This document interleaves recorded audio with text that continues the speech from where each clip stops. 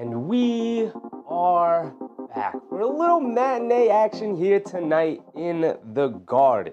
Now, these have gone back and forth in the fan base about whether or not people actually like the team playing this early, but either way, we are here because we're here for every single Knicks game.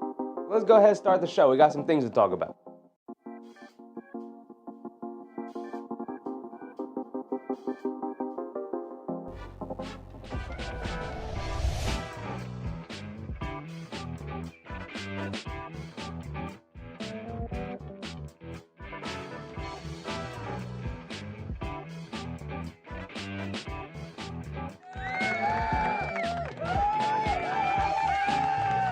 We are back. Thank you, guys. Hold your pause.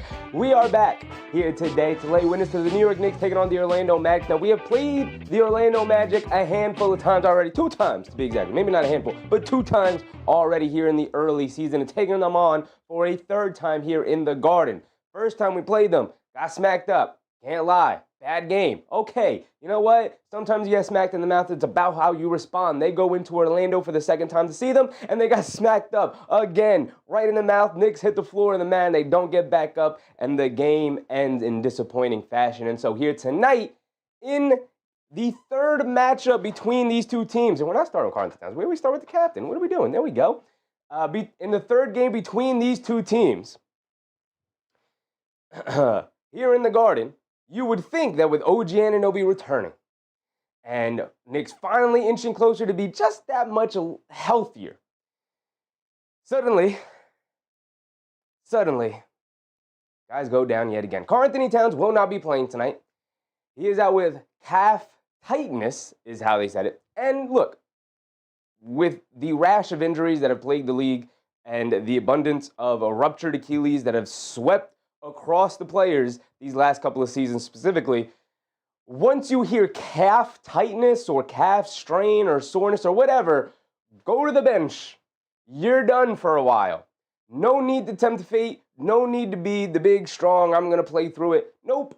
The calf is connected to the Achilles, and while there's no evidence necessarily right now to back up that a calf strain or calf soreness can lead to an Achilles tear, no need to push it. No need to be the person volunteering to experiment with whether or not that is true. Because we've seen that guys get calf strains, they rush back a little bit, particularly in the playoffs. We saw it with Kevin Durant. We saw it with Tyrese Halliburton. Jason Tatum said he experienced some calf tightness in the playoffs, and then, guess what? He goes down. So no need to push a Karl-Anthony Towns. It's disappointing to not be able to see him out there tonight on a night where you want to see the Knicks bounce back against a really good, well-playing Orlando team right now. They are playing very well. They're 14-9. They've really started to find a rhythm. And oh, by the way, I got to check, but I think Paolo Banchero is coming back tonight. That might be a blessing in disguise for the Knicks, but we will see. With that being said, we're going to start where we always start, with the captain. We got back on track these last couple of games, particularly against Utah. Do we have to talk about Utah? Record-setting night, almost all around 146 dang points against the Utah Jazz, setting a team record that night. Also, just Deuce McBride having flames shooting out of his eyes. But we'll get to Deuce McBride. We'll get to everybody, particularly OG Anunoby and whatnot. Nick, Yag, what's up, Yag? Will we see Diawara? I don't know. Maybe. I do expect to see some more Gershon Yabusele playing alongside Mitchell Robinson because you need that stretch. You need somebody to step out, shoot a 3. So we might even see Yabu trying to play a small ball 5, but I don't know. Or we see Huck Porty, who has been a foul machine, but when he doesn't foul, he's playing pretty well. Nostalgic Nick, what's up, Nostalgic Nick? Big Rud, what's up, Big Rud? Then you're gonna miss this because NBA exec scheduling this early, not a chance. Yeah. George Jones, what's up, George Jones? Ernest Cash, my man Anthony Jeanty. Hope you're feeling better, my man. Happy to see you back. But we are here, and starting with the captain, Jalen Brunson, who has been getting it going, playing well. He had 2 really tough games against the Toronto Raptors, and then probably his worst game ever wearing a Knicks jersey. Where he went 5 for 21, I believe, against the Boston Celtics. So not a great night for Jalen Brunson that night, but then they had nice, easy stretch in the schedule for the Knicks in which they took on the Charlotte Hornets. And Jalen Brunson, after a little uneven game when I started to get it going. The floater started to go down. He started to knock down some perimeter shots. And then for the Utah Jazz, he just went full Jalen Brunson. This is who he is. This is what we know. So hopefully we get another bounce back performance like that again here tonight, because we're going to need it. No Karl-Anthony Towns. That's 22 points, 12 rebounds marked right off the board. That's a guy who they play out of the hub with, out of the high post, right off the court. So how are the Knicks going to be able to adapt to that change for one of their, is it their first game without Karl-Anthony Towns, I believe? Yeah, he came into the season questionable with the quad tightness, but I don't think he missed the game. I don't think he's missed the game yet. So today, I believe, is his first missed game of the season. First time the Knicks will be playing without him for an extended period of time, because I don't believe this will be the first game he misses, although considering that it was ruled with calf tightness and not a legitimate calf strain, I assume it's not going to be that much time he's going to have to take off. So, Yak said, we will see Hug Porty and Diawara a lot today. I hope so. And I hope they play well. I hope to see them, obviously. But when I do see them, I hope they contribute and play well. Roger G-Wall, what's up, Roger? MBM, what's up, MBM? But Jalen Brunson, I expect to be Jalen Brunson tonight. He will be going up against really good perimeter defenders between Suggs, Anthony Black, Franz Wagner, even if he gets switched onto him. A lot of length, a lot of size, a lot of wings on this team. But with OG Anunoby back, hopefully he can take some of the demand away from Jalen Brunson, and we can start to see this team really start to gel again. Obviously, no Karl-Anthony Towns. Speaking of, no Karl-Anthony Towns. Like I said, 22 points, damn near 12 rebounds, 3.3 assists, marked right off the board, although turnovers also marked off the board. Also, the three-point shooting that hasn't been great, also marked off the board. So, but the the impact and the effectiveness of Karl-Anthony Towns just being out there on the court is also going to be off the court. It's going to be marked off the advantage for the Knicks in terms of being able to pull a center away from the basket because of his three-point shooting, because of the threat that is Karl-Anthony Towns. So we're going to have to see how the Knicks are going to be able to adapt without it, because they don't have anybody who could even kind of replicate. They don't have another stretch big on the roster. The closest thing they have to that is a Gershon Yabusele, who's 6'8", and not a very good center. So we'll see what the options they go to tonight. I'm sure they'll try some Yabu at the 5 just to try to replicate a full 5-out lineup. We'll see a lot of Mitch. We'll see a lot of Hug Porty. We'll see some creativity from Mike Brown. At least I hope so. So we're going to need a lot of wing and guards to step up here tonight because we're going to be missing a big body down low, particularly Mitchell Robinson, though. Jason Corderdon, what's up, Jason? Appreciate you, brother. He said, like the tie. Thank you, brother. Brian, thank you. Little red on blue action, a little red on blue. MBM said, no cat. Yabu, you're up. Yep. Next man up. We've talked about it all year. Next man up.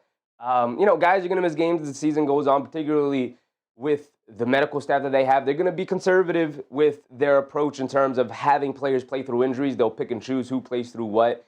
When you get muscle strains and muscle tightness and stuff like that, and that starts to creep up, as I drop my pointer, and that stuff starts to creep up, it's best, once you catch it early, just go ahead, sit a couple of days, sit a couple of games.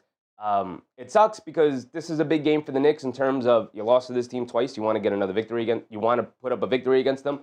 And then you have the Toronto game coming up. So maybe this is a 1-game thing. Maybe it's a 2 or 3 game thing, but I don't particularly, based off of how they diagnosed it of tightness and not necessarily a specific strain. I think they caught it early. I think he notified the training staff. They caught it early, and they said, okay, let's not push it. Let's not wait until it becomes a strain, and then you're missing 4 weeks rather than maybe you sit down and you miss 1 or 2 weeks, if that. So we'll see how that continues to go on.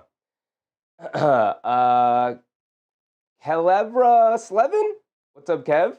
Or Kel? What's up, Kel? Magic Toast? The Knicks need a victory against them. They are good, and they are playing well, particularly Franz Wagner and Desmond Bane. But again, I got to look up, make sure we could see if Paolo will be playing today. So I can do that right now as we start to go down the Knicks rotation here. Oda Austin, what's up, Oda? Magic not scared. We got them early on. We got to get them early on. Yeah. I don't think the Magic will ever be scared moving forward, but because they got a damn good team behind them. But yeah. George Jones said Orlando gives us trouble in the paint. They're tough. Yeah, they're very tough. And the last time the Knicks played them, they didn't have anybody to match up against Franz Wagner. We have OG Anunoby back. He is just coming back from the hamstring injury, so how much can he push himself? Is he fully ready to go to take on the Franz Wagner matchup? With no Karl-Anthony Towns, who do you now, if Paolo plays, who are you putting on Paolo? Are you putting on Mitchell Robinson on Paolo? Are you putting Mikal Bridges on Franz and OG Anunoby on Paolo. We're just going to have to see how the matchups play out. Orlando averaging 58 points in the paint. Yeah, they're huge. They are big. And they're missing Mo Wagner still. So I'm going to go check ESPN's injury report. Mo Wagner is out today. Paolo is not on the injury report. So he might be playing. I will go to Twitter and make sure we get from the beat reporters like the full list of if Paolo is playing. Knicks started versus Orlando's Brunson, Bridges, Anunoby, Hart, and Robinson. So we're just going small. We're just going small. Robinson in the lineup for Karl-Anthony Towns. I mean, same lineup as always, but you got Robinson in at center. Got to watch out for Anthony Black. Yeah, Anthony Black, and we'll get to Anthony Black. He has been on a heater as of late, but we're also going to get to OG Anunoby, who is back from the injury. Came back and looked rusty against the Utah Jazz. It is what it is. I think part of the reason of him wanting to come back against the Jazz was maybe shaking off the rest, maybe just getting out there and getting the sweat on and playing. We did see him play a little bit longer into the fourth quarter than the other starters did, even though it was a complete blowout the whole game. Part of that, I believe, is him and Mike Brown both coming together and being like, oh, okay, well, let's get you sweaty, let's get you going, let's see how long. Let me give you an extended stretch here in the fourth quarter where we're not playing for anything. It's kind of a like televised scrimmage almost at that point in the game. So just trying to shake off the rust and get them ready for tonight, because obviously tonight the bigger game. They took care of business against the Jazz, they took care of business against the Hornets, and now you got a tough game here today where I don't think the Orlando Magic are going to take it easy on the Knicks whatsoever, obviously, right? Two teams battling it out. The Knicks right now, in terms of where they are in the standings, are where the Orlando Magic want to be. Turn off my heater. It's starting to get a little hot in here. But we move from OG over to Mikal. And Mikal, I've changed his name to Mr. Consistent.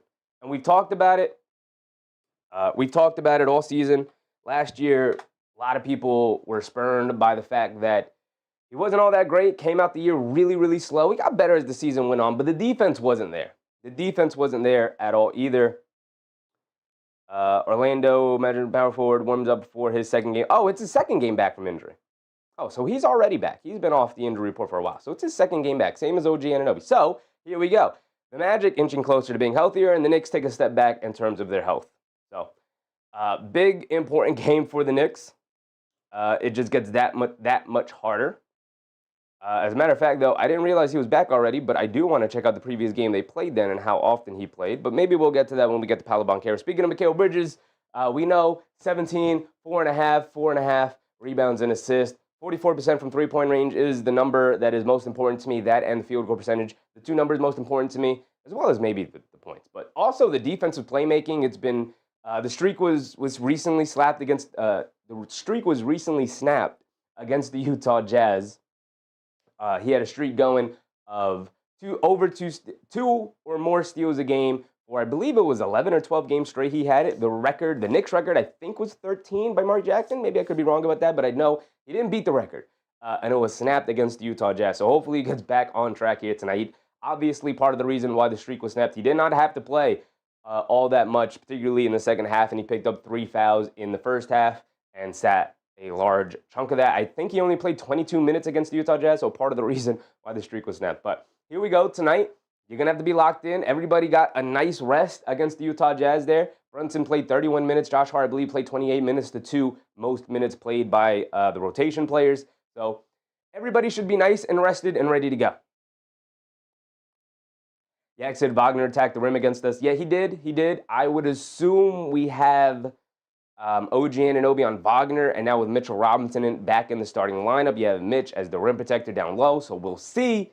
We will see, but then who do you put on Paolo? Do you put Mitchell Robinson on Paolo, and you just have Mitchell Robinson play off of Paolo and protect the rim and force Paolo to shoot jumpers all night? Because he can knock those down, but obviously he loves to settle for those mid-range jumpers. So we're just going to have to see how they go at it.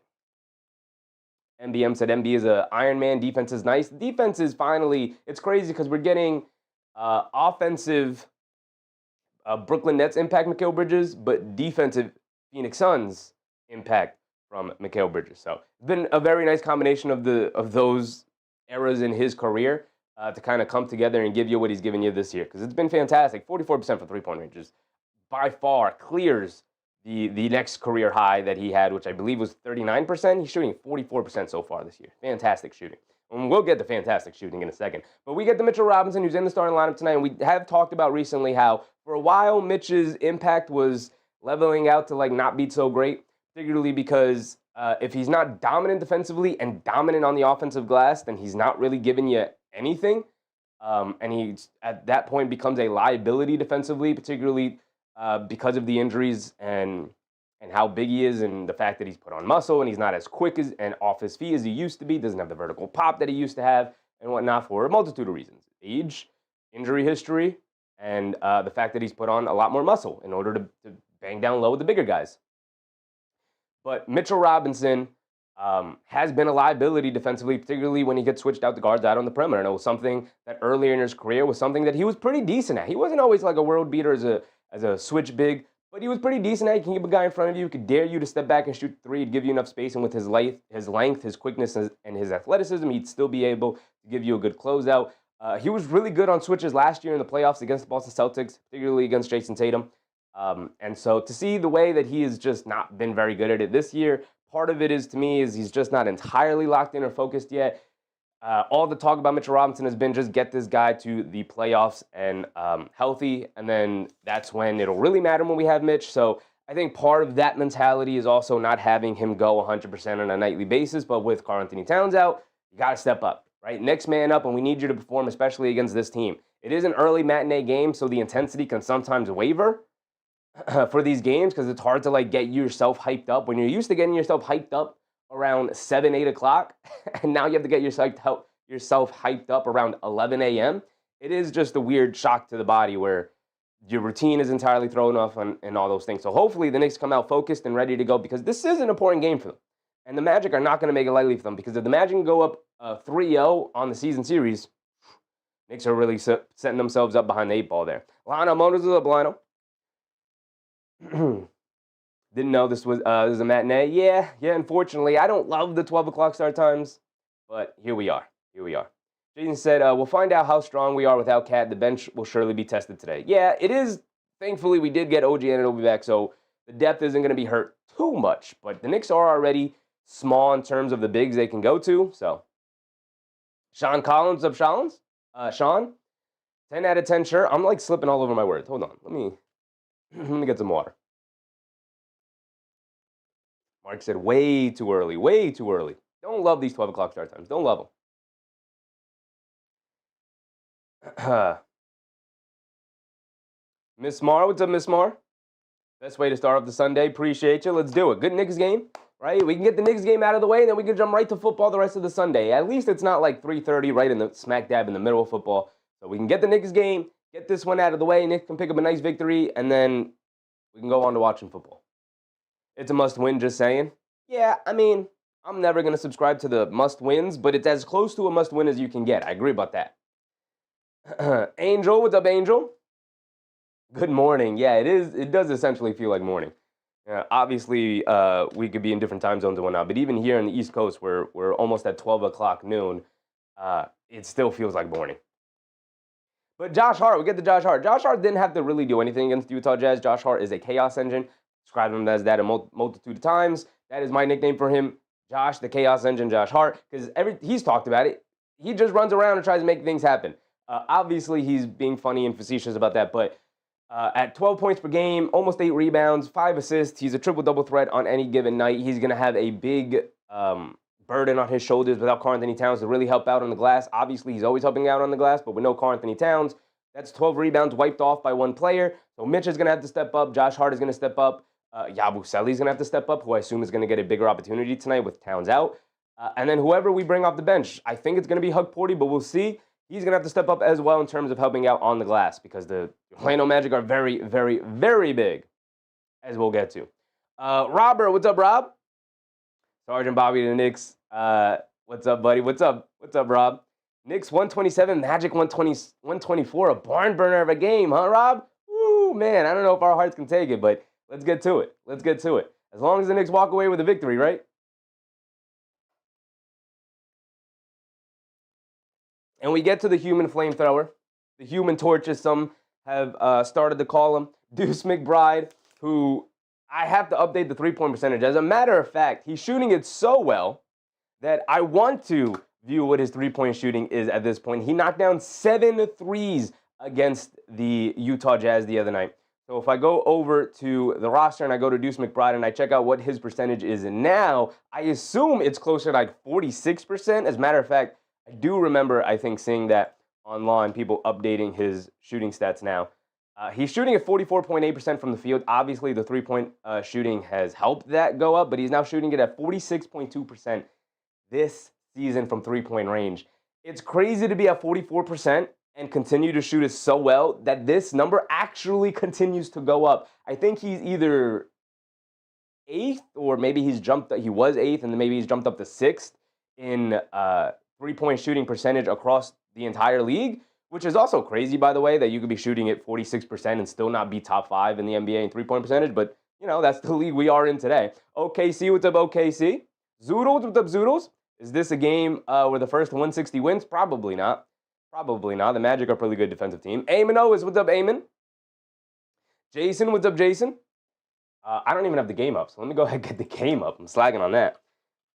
And we're only on Deuce McBride. But Deuce McBride has been a flamethrower. I mean, watch out for this guy. He's been knocking down everything. We're going to need him tonight because we're going to need to find ways to manufacture points without 22 points from Karl-Anthony Towns. Yak said, I believe we've seen Diawara last game in the first half for this game when we need him for size. Yeah, we saw him in before Yabusele against the Utah Jazz when Mikal Bridges picked up that third foul. That might have been Mike Brown wanting to go to more of a wing player than a big in Yabusele, because I don't think Yabusele's been all that great at playing out on the wing. He also hasn't been great playing as a big. He just hasn't been great all around. But either way, it is notable that Diawara came in before Yabusele did against Utah Jazz. Jason said, I need Cat to show up today versus a good team. Jason, Karl-Anthony Towns is out tonight, unfortunately. As a matter of fact, I should probably pin that message just so people can see it. He's out tonight with calf tightness. So the Knicks are going to be missing him.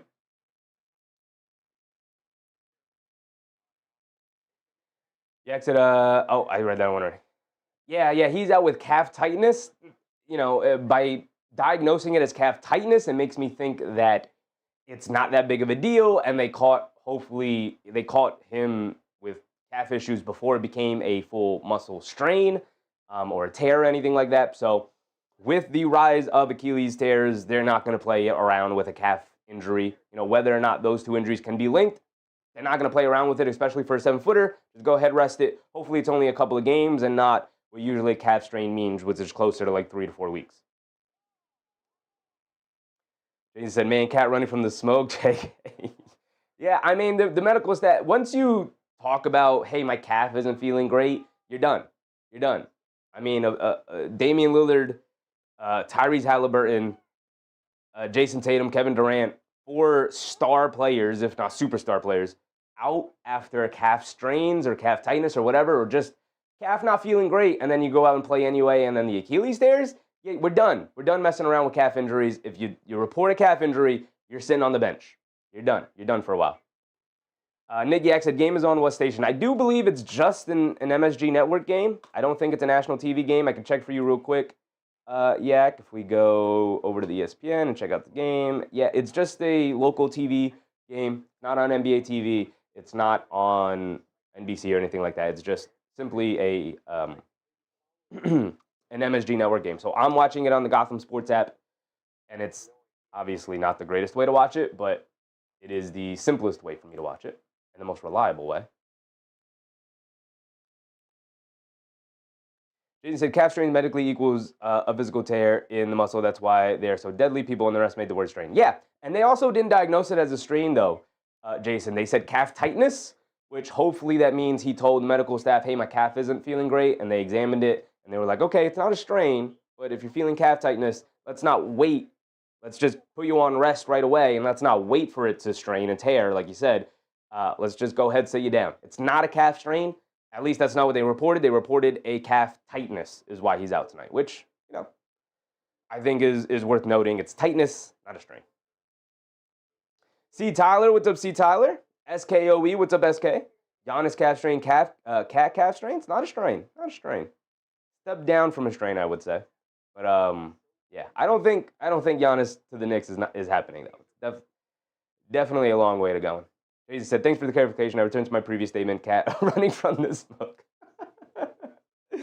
I mean, look, that's what the Knicks PR people put out. It could be whatever. It could be a strain, but they're diagnosing it. They're just phrasing it as tightness. I don't know, but I'm just telling you what they told us, right? Yak said, Y12 is not national. Stupid. We just start slow. So many 12 o'clock games. Yeah, like I said, it's hard to start when you're normally starting around 7, 8 o'clock, and that's when you can really start getting yourself going and go through your normal routine to get you amped up for a basketball game, to play a highly competitive sport. To like shift that whole thing and to now have to get amped up and ready at 11 a.m. for a 12 o'clock start time, that's something that's not often talked about. I mean, they're professionals. Do it. Get it done, obviously. I'm not giving them an excuse, but I'm just saying, like you're saying, they normally get off to slow starts for these 12 o'clock start times. So we'll see how the Magic adjusts to it, too. They are in the Garden. They are in New York, so they have that advantage. So hopefully they come out more ready to go than the Magic do.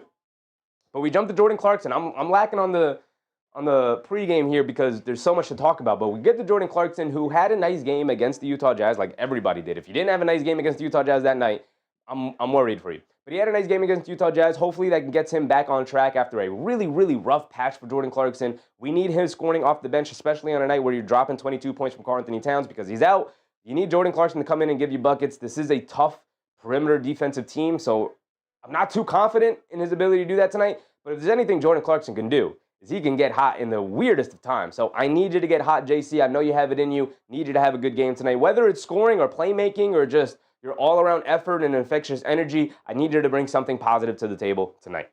Angela Harding, what's up, Angela? We get Landry Shamet. Still no update officially on Landry Shamet. We have seen him on the bench here while the Knicks have been home. No sling, no nothing. So hopefully he's progressing well, and we'll see him on the court. We'll probably get an update in about 2-ish weeks now. So around Christmas, we'll expect an update on Landry Shamet, and then hopefully he'll be back at some point early in January, but still no official update on Landry Shamet. We get the Gershon Yabusele. We've talked about already how we're going to need Yabusele to step up tonight. No Karl-Anthony Towns. You are basically the only other stretch big option that they have. Obviously, you are an undersized big at only 6'8", not all that athletic, not a rim protector, so playing you at center against a team that constantly attacks the rim doesn't seem like a viable choice, but if the Knicks can exploit them offensively and maybe force them to go small, then maybe it might be a viable option for a small stretch, but I just don't see it. But him alongside a guy like Mitchell Robinson might work out. They're going to need a bigger body, and Yabusele is the next man up, so I need you to step up and give you whatever you can give the team tonight. Now we get to the Orlando Magic. We get to Paolo, and I would have updated Paolo's stats if I realized he was back already. I didn't realize he already played a game. Thought he was still out, but he is back tonight. Stats are a little bit lower. I pulled this up so we can go over, so we don't have to rely on these stats, but he just came back from the injury, started the other night against the Miami Heat, in which the Magic won by 1 point. He scored 9 points. He was 3 for 8 from the field. Only played 20 minutes. So similar to OG Anunoby, you're probably going to see him be worked back into the lineup a little bit slowly. He had 9 points, 6 rebounds, 2 assists, and a turnover. No steals, no blocks. Again, only the 20 minutes, so he was in there. He only took 8 shots compared to Franz Wagner, who took 22. We talked glowingly about how Franz Wagner is just better without Paolo in the lineup. Speaking of, I hate to say it, but this is a conversation we used to have very often about Jason Tatum and Jaylen Brown, but I think those guys they fit better because both of them could play out on the perimeter versus these two guys who play a little bit more as interior players. The three-point shot's just not reliable. I mean, Franz is up to 35% from three here, 20 games to the year. So he got off to a hot start, then tailed off a little bit, and he's averaged out to a decent shooter, right? You got to respect him out there from three. He's very confident shooting, or maybe not very confident, but he's confident shooting the three right now. He won't hesitate too much from it unless he's shooting it poorly that night. Then he'll start hesitating from three. But at 23 points per game, 6 rebounds, 3.8 assists, there's a little bit of everything. Big, strong, physical dude. The last time we played them, we had Mitchell Robinson guarding him, and that went horrifically. We didn't have OG Anunoby. We didn't have anybody to match up against him, and he just torched the Knicks all night long, just getting into the paint, drawing contact, knocking down low floaters. against our smaller guards. And so the Knicks are going to have to find a response for Franz Wagner, especially with Paolo Banchero back in the lineup today and no Karl-Anthony Towns. Mark Mon. What's up, Mark Mon? Knicks going to win without Cat? I hope so. They definitely have more than enough to do so. Jason said OG's going to have to give Paolo hell this afternoon. I prefer OG sticking on Franz Wagner. He's going to have to give Franz Wagner hell. David M. What's up, David? What time is the game? The game is tipping off in about 5 minutes, brother. About 5 minutes. YN Skinny. What's up, Skinny? Y'all think Anthony Black is going to have a good game tonight? Probably. I mean, Anthony Black is good. We'll get to Anthony Black in a second here, but we could jump to Jalen Suggs. I'll get to Anthony Black and his stats so far this season in a second here. I could also tell you in the last game in 32 minutes, scored 13 points, which is around his average, but also chipped in 8 rebounds and 6 assists. Anthony Black's having a damn good leap of a year this year. We get to Jalen Suggs. I'm not going to do the rant. Just drop the top. Join the Bald Coalition, my man. Your time is over. Either that or go get the surgery. You got more than enough money and more than enough time in the summer. You got to choose one or the other, though. You can't keep rocking this. Your family doesn't love you if they allow you to keep doing this. Anyway, back to basketball. Jalen Suggs, 14.5 points per game, 3.9 rebounds, 4.7 assists, with 2.7 turnovers. Not great in terms of assist-turnover ratio, but obviously we know he's super impactful. 46% from the field, 34% from three-point range. And I wrote down here, Suggs is probably the most important player for the Magic's success this season. And I maintain this. I think he's more important than Franz and more important than Paolo. His point of attack defense, his offensive pressure, and his fiery will is all over this roster.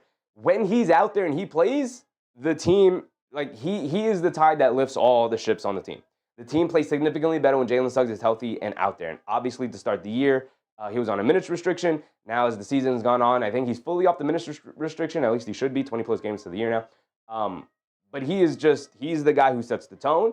He is the guy who brings the fiery will. He's the guy who is super aggressive and starts the aggressive play out on the perimeter. Can get him into foul trouble. Can get the teams in trouble by his activity. Can maybe sometimes getting the offensive player going. But he's so good and so impactful defensively that it's annoying, right?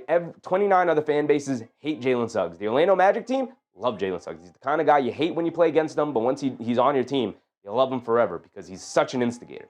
Kwame Robertson, Carrie, what's up, Kwame? Karen. What's up, Karen? What's up, Kwame? David said Suggs needs to hit Jaylen Brown for that paint. At least Jaylen Brown's trying to do something about it, right, David? Crazy. We get to Desmond Bane, one of the biggest offseason acquisitions of the year. He started off extremely slow, but really starting to come around. And interestingly enough, without the three-point shooting that we normally see from Desmond Bane. It's getting better. He started off the year horrifically from three. It's getting better. He's having the ball in his hands. He's attacking off the bounce a lot more. He's getting a lot more comfortable being an all-around player than just relying on him as a three-point shooter, which I think is what they were doing earlier in the year. And with the three-point shooting not going down, then his impact starts to take a hit. But they realize that he's more than that. He can attack a closeout off the bounce. He can do a little bit of everything. 4.3 rebounds, 4.5 assists. He's essentially their version of Mikal Bridges, if not a little bit better offensively, although not as good defensively. 43.5, almost 44% from three-point range. He's a knockdown free throw shooter. He doesn't miss them. And the three-point shooting, he's still deadly as a shooter. So even though the three-point percentage is in there at about 32%, you still have to close out hard on him. You still can't give him any airspace because you don't want him to get it going. Bernard Johnson, what's up, Bernard Johnson? Joseph, what's up, Joe? No Towns tonight, let's go. Yeah, no Towns tonight. Let's see how the Knicks are going to be able to make up missing that level of production. We get over to Wendell Carter Jr., the forgotten fifth starter of the Orlando Magic, although he's having a damn good, impactful season. The numbers probably about the same to where it's been throughout his career. The percentages, though, sky high right now, and particularly for him, particularly the three-point shooting at 41.7%, 42%. Every time he shoots it, I feel like it's going in. The mid-range jumper, he's very confident in. The shooting stroke looks great. No hitch, no hesitation. He sped it up just a little bit, just enough to really get it going from downtown. Carter needs to be able to be a threat from the perimeter to be a legit starting center, and guess what he did? He became a threat from the perimeter. So now you have to step out to guard him. It opens up the lanes for Paolo and Franz and Jalen Suggs and Desmond Bane to get downhill and drive it because he's pulling the big man away. Obviously, you want a big man guarding him because he's a pretty good pretty decent rebounder, and they're huge. So everybody chips in defensively, so you have to be able to crash to the basket and block out. So he's just a good quality starting center, good rim protector, good defensive player, is good enough at pretty much everything, and by improving himself as a shooter, he's become just an excellent starting center in the league. Mr. Nixon, what's up, Nixon? Orlando is the Knicks boogie team. Their length is a problem for New York. Kia ORA from New Zealand. Knicks fan since the Sonics got nerfed. What's up, Kia? Can I call you Mr. Nixon because that's what your name is? Can I call you Nixon? Yak said Carter, Yabu on Carter. Yeah, maybe that might work out.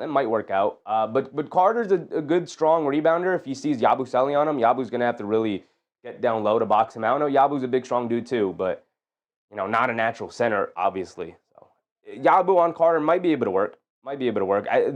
I'm not worried about that. I'm worried more so about if Yabu's at the center spot, we don't have a rim protector, right? You're going to be heavily reliant on Anunoby and Bridges out there to suddenly turn into your rim protectors.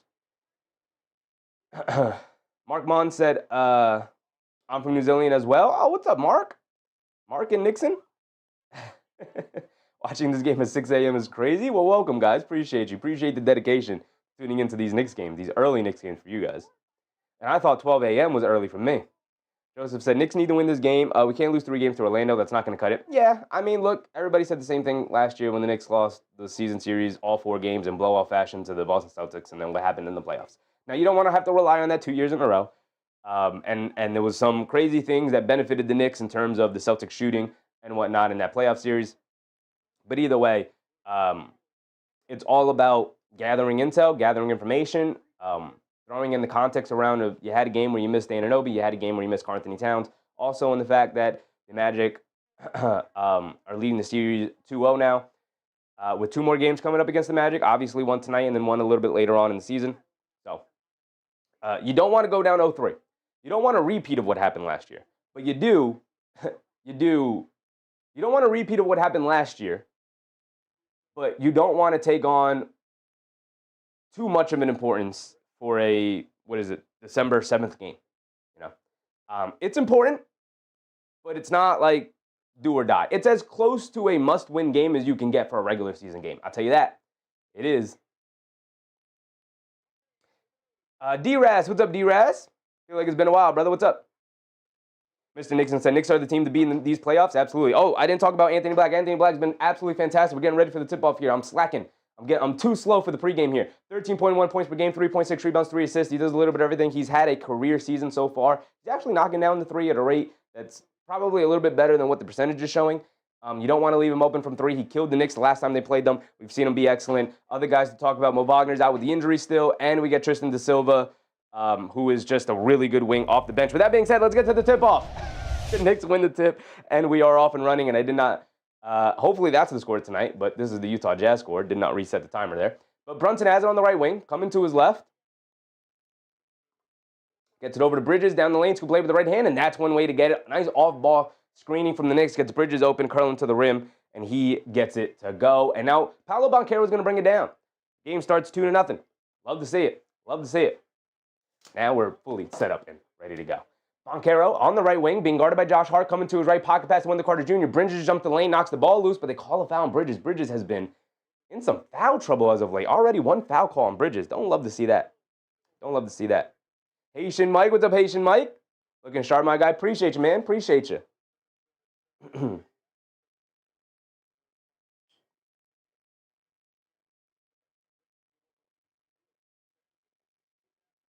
They get it into Wagner down low. They show 2. They kick it out to Banchero. He's going to fire 3, no hesitation.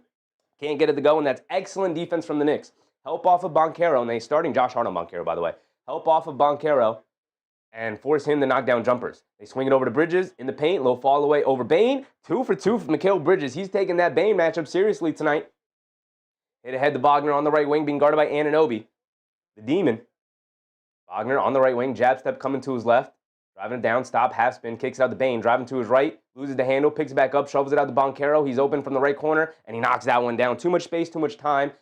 Josh Hart had to help out as Bridges lost Bane as he attacked past him, and he left Banchero open. That's the guy you want to leave open, but maybe not that open as he knocks down that 3. Paul Dog NYC, what's up, Paul? Brunson has it up top, being guarded by Wagner. Trying to get it back to Bridges. Good defense from Bane to deny him the ball. They get it over to Hart. Hart coming to his left, driving it down on Banchero. Foul line pull-up jumper from him. Comes up short. Can't get the friendly rolls. Wagner picks up the rebound. We're bringing it down.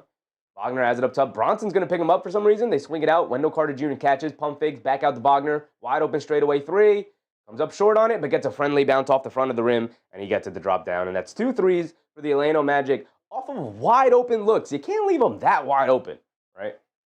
I get daring these guys to knock down perimeter shots, but when you're that wide open, you're still a professional basketball player. Brunson down the lane, draws the foul. He's going to go to the foul line for 2 free throws. Whew. Jason said Brunson needs to get the whole team involved today early. Going to be important to have everyone engaged from the jump. Good point, right? I mean, it looks like they are trying to do that early. Bridges scored the first 4 points of the game, first 2 baskets of the game for the Knicks, and they got Josh Hart, a nice open mid-range shot against, who is it, Banchero, Wendell Carter Jr. This is Brunson's first shot of the game, and he gets fouled on it, so he's at the foul line. He knocks down the first one. How do I say your name? Longer. What's up, Lang? Can I call you Lang? What's up, Lang? I'm anxious to see the win. I mean, just enjoy the basketball game. The anxiety will build as the game goes on. It should be a close game all the way through. But got some good intensity so far to start the game. You like to see that out of the matinee start. Bane has it up top. Brunson knocked down both free throws. Josh Hart switches on the Bane, trying to get it to Banchero. Now they get it to him out by the three-point line, being guarded by Bridges. He's going to dance with it. Stop, turn, spin. Has it at the foul line, down the lane, loses the handle, picks back up, out to Suggs. A right wing 3. Too strong, can't get it to go. And the rebound careens to the other side. Anunoby able to chase it down. Anunoby hit ahead to Bridges. Bridges is going to dance with it against Carter Jr. Stop, turn, spin. Almost lost his balance. And he does lose his balance, and they call a travel on Bridges. Bridges saying, I held on to my pivot foot. Either way, it's going to be a turnover.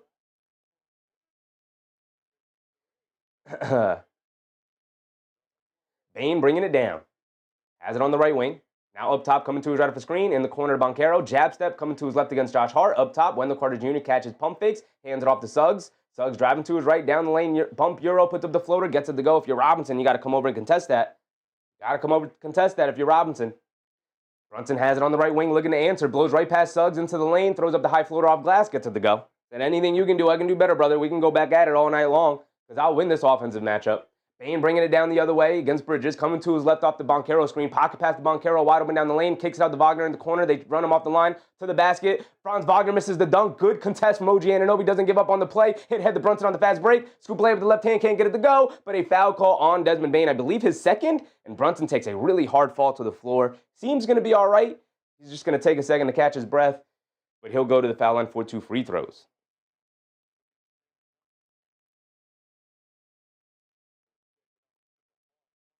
Joseph said, Mikhail on Bane is the correct matchup. That's how it should be. Yeah, I mean, when you get OG Anunoby, I talk about OG Anunoby being the perfect puzzle piece on this team. He just makes everybody else fit around him just perfectly, right?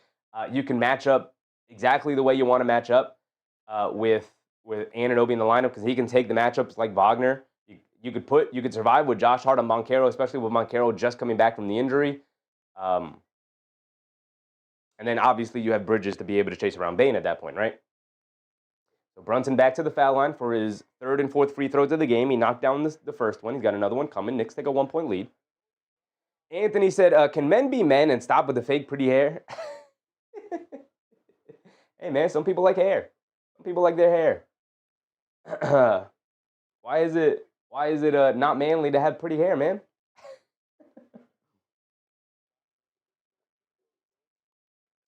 Joseph said, good game so far. I love these types of games. I hate blowouts. Yeah, I mean, I don't think anybody likes blowouts. I mean, the Utah Jazz is fun, blowing them out every now and again like that because you want to see your guys just have a nice, easy time. But Brunson does miss the second one. He goes 3 for 4 to start the game from the foul line. Okay, that's 2 fouls on Desmond Bane. They sub him out. Oh, no, he's still in. Excuse me. Bane driving it down. They kick it in the corner. Carter Jr. puts up the right corner 3, and he gets that one to go. He's a 42% three-point shooter. He can't just survive leaving these guys open from 3. I know we're going to dare him to shoot. I get that. But still got to get a hand up and give a light contest. They get over to Bridges, driving along the baseline. They kick it in the corner to Yabusele, who's subbed in now. Yabusele left corner 3, and he answers right back with a 3 of his own. I love the anything you can do, I can do better offense. I love when they go back and forth. Jalen Suggs down the lane gets swatted by Mitchell Robinson, and they call a goaltend. And Robinson's confused on the call. He thinks he's got it clean. But that's 2 points to the Magic either way.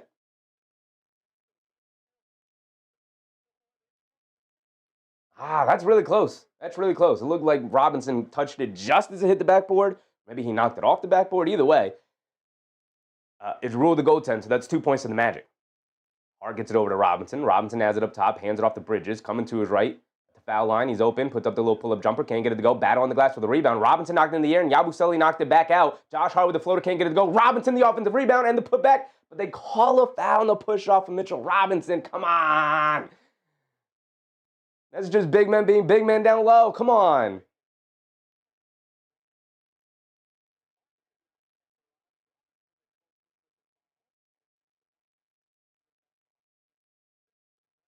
Jason said, can we guard the perimeter today? Come on, man. McBride goes to the scorer's table. Anunoby was the first sub for Yabusele. We talked about Yabusele having to be important today. Suggs down the lane, puts up another floater, got it to go. Suggs doing a good job of knocking down the floaters, knowing he's probably not going to be able to get all the way to the basket with Robinson protecting the paint. But he's not doing a great job of getting close enough and knocking down the floaters. Brunson trying to respond with a little pull-up jumper at the foul line. He gets it to go. Again, just the teams going back and forth against each other. They hand it off to Wagner. Coming to his right off the screen, down the lane, throws a lob up to Wendell Carter Jr., perfectly executed, and he gets the lob dunk to go. Yabusele, not the defender that Anunoby is, obviously, allows Wagner to get downhill off the screen, and he gets an easy lob to Wendell Carter Jr. Brunson spinning down the lane, draws some contact, throws up the floater, can't get it to go. Robinson battles for the offensive rebound, kicks it out to Josh Hart, extra pass to Bridges, wide open, right wing three, all the time in the world, can't get that one to go. Come on, McHale. Anthony Black with the rebound, hit ahead to Bane. Bane a pull-up three over Bridges, comes up short. Josh Hart able to grab the rebound, home run pass to Bridges. Bridges going to quickly look to attack, has it in the post against Bane, backing him down, in the paint, attacking, throws up the floater, got it to go from McHale. Okay, I love the aggression from Mikal Bridges right now. Absolutely love it. Here comes Bane bringing it down on the right wing, being picked up by Bridges yet again. Bridges has a lot on his shoulders tonight. Jason Bane being probably the go-to guy secondarily off of Brunson. Offensively, Franz Wagner stepped back three over Robinson, got it to go. That's just a great shot right there. Robinson was right there, stepped back, knocked it down. It's a shot you would particularly, from Franz Wagner, would like to live with all night long, but he's now 2 for 2 from three-point range. Louis Dennis, what's up, Louis? No cat today? No cat today. No Karl Anthony Towns. Also, I don't have the game cast up for you guys. What are you doing? You got to let me know.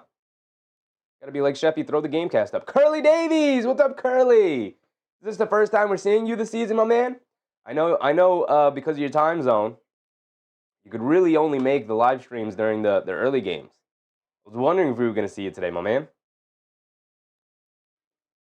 Not the box score, the game cast. Joseph said, McHale's been good on Bane so far this game. He has. He also has drawn 2 fouls on Bane so far to start the game. Rulabita? What's up, Ruel?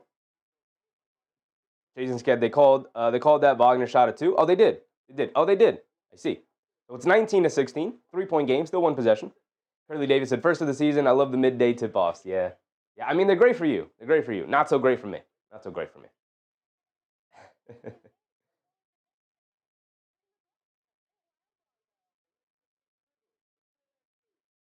Simon Jaw, what's up, Simon? Charles Austin, what's up, Charles? It's 1 a.m. here in Manila. Come on, guys. I don't like the schedule. Yeah, with all the different time zones, man. It's going to be great for some people and not so great for others. I do like the fact that the early time zone, though, can give guys like Curly Davies the opportunity to come and hang out with us.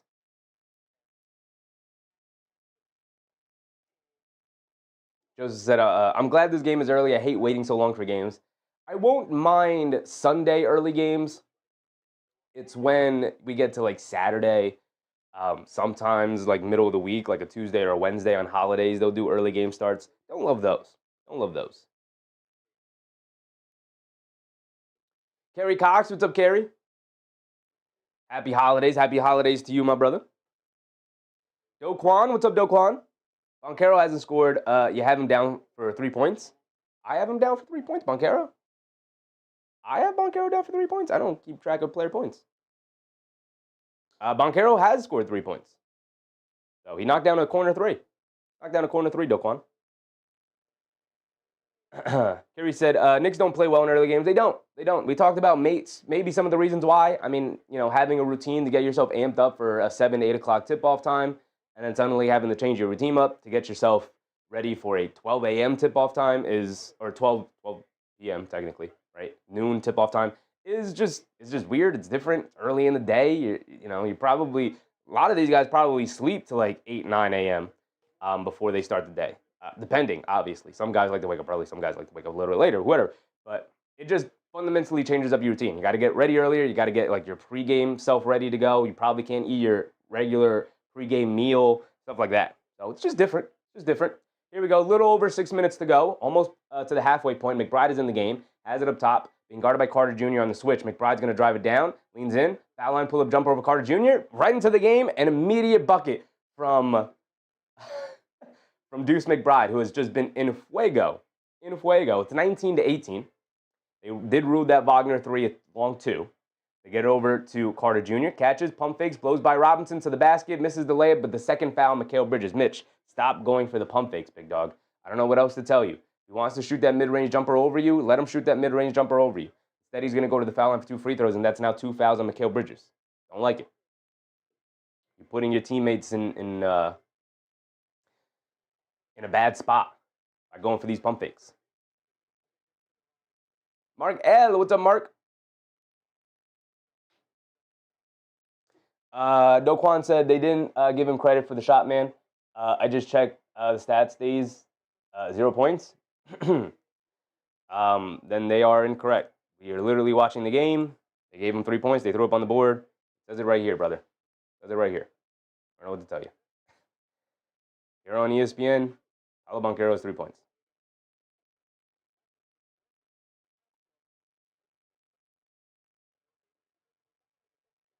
Wendell Carter Jr. knocked down, missed the first free throw, but he does knock down the second one. We love when our opponents miss free throws. But he did hit the second one. So it's 20-18, a back and forth affair. Neither team playing particularly well. Both teams just sort of surviving in the moment here. Brunson up top to get it over to McBride. McBride up top. The Knicks are out there with Brunson, McBride, Yabusele, Hart, and Hukporti now is coming for Robinson. Brunson coming to his right, crossing over to his left in the paint. Foul line pull-up jumper, high arcing shot, well short, well defended from Franz Wagner there. Not a great shot from Jalen Brunson. Here comes Wagner bringing it down, crosses over to his left, down the lane in the paint, goes up against Hukporti, sneaks past him and gets the layup to go. If you're Hukporti, you got to be stronger there. Even if you do foul him, send him to the line. I'd rather that than just giving them the easy layup. Brunson has it on the right wing, coming to his left to get it over to Yabusele. Yabusele back to Brunson. Brunson on the right wing is going to look to attack Franz, driving it to his right, leans in, stops, turns, spins, kicks it in the corner to Josh Hart. Being closed out to by Suggs. Now he has it in the post. Kicks it out to McBride. McBride, quick catch and shoot over Anthony Black. Well contested. Too strong, can't get it to go. Yabusele comes flying in for the offensive rebound. Pass fake out to Josh Hart. Josh Hart hands it off to Yabusele. He's going to look to attack to his right. He's being guarded by Isaac. Hands it off to Brunson. Brunson coming to his left. Wagner steps out to guard him. Shot clock winding down. Brunson's got to make something out of nothing. And they get stripped by Wagner. No foul call. A lot of contact. Here comes Anthony Black. Throws the lob up to Wagner. Hukporti comes in. Slaps it out of the air. Ooh. And then Wagner goes down holding his knee. That's not what you want to see. Oh, he's hurt. He's hurting. He's really hurting. That's not what you want to see. That's what happens when the officials allow you to play too physically.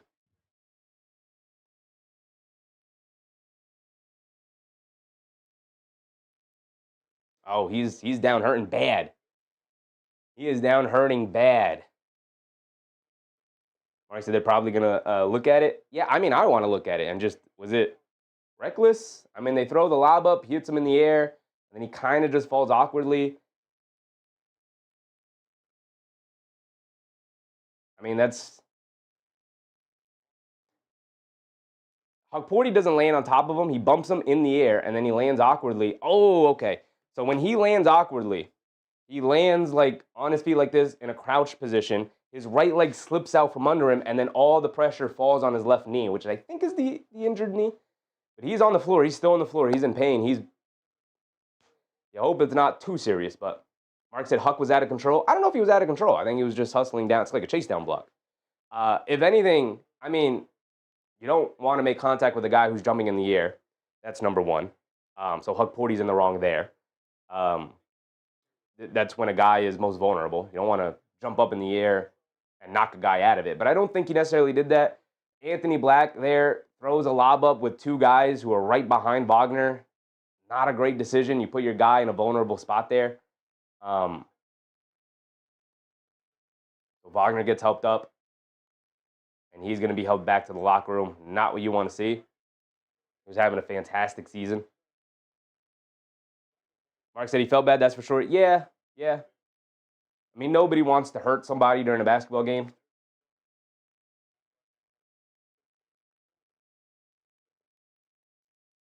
Mark said he's done for, unfortunately. Mark said player was in the air, though. Yeah, he's definitely in the wrong. Like I said, it's like the unwritten rules of basketball. If a guy jumps up in the air who doesn't have a ball, so he's going for a lob pass or a rebound or anything like that, like, you don't want to undercut him. I don't think Hugporty undercut him. The ball was in the air. It's a loose ball. He went up and slapped at the ball. See the replay? Yeah.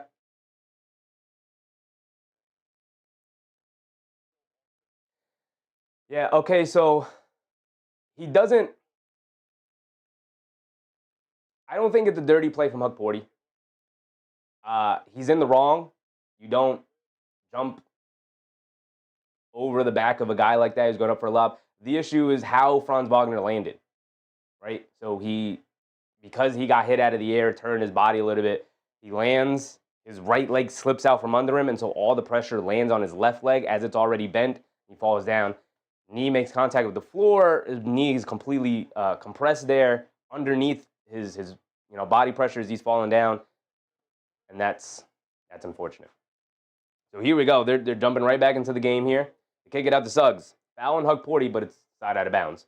So Suggs is going to dance with it. They kick it out. Wendell Carter Jr. straightaway three over Hugporty. Too short, can't get it to go. Josh Hart with the rebound. Now over to Brunson. And now here comes Jalen Brunson bringing it down. Has it on the left wing, on the right wing. Being guarded by Suggs. Pulls it back out. Dancing with it against Suggs. Kicks it out to Josh Hart. Josh Hart being guarded by De Silva. Coming to his right up the Hugporty screen. Gets to the foul line. Kicks it out to McBride. Driving to his left. In the lane. Pump fake. Good fly-by defense. He shoots a little mid-range fall-away jumper. Can't get that one to go halfway down. Black has it on the right wing, pushing it the other way. Over to De Silva. They swing it over to Suggs. Suggs has it up top, being guarded by McBride. Coming to his left, driving it down in the lane, leans in. Fall-away mid-range jumper over McBride. He tried to go glass. It was way off. Here comes Josh Hart bringing it down the other way, being guarded by Anthony Black. And a foul on Anthony Black. Again, there was some fouls earlier that I think could have helped avoid the physicality that the game was suddenly turned into with Wagner then getting hurt on a dumb lob pass. But referees can't allow them to be that physical. Because then you get injuries like that.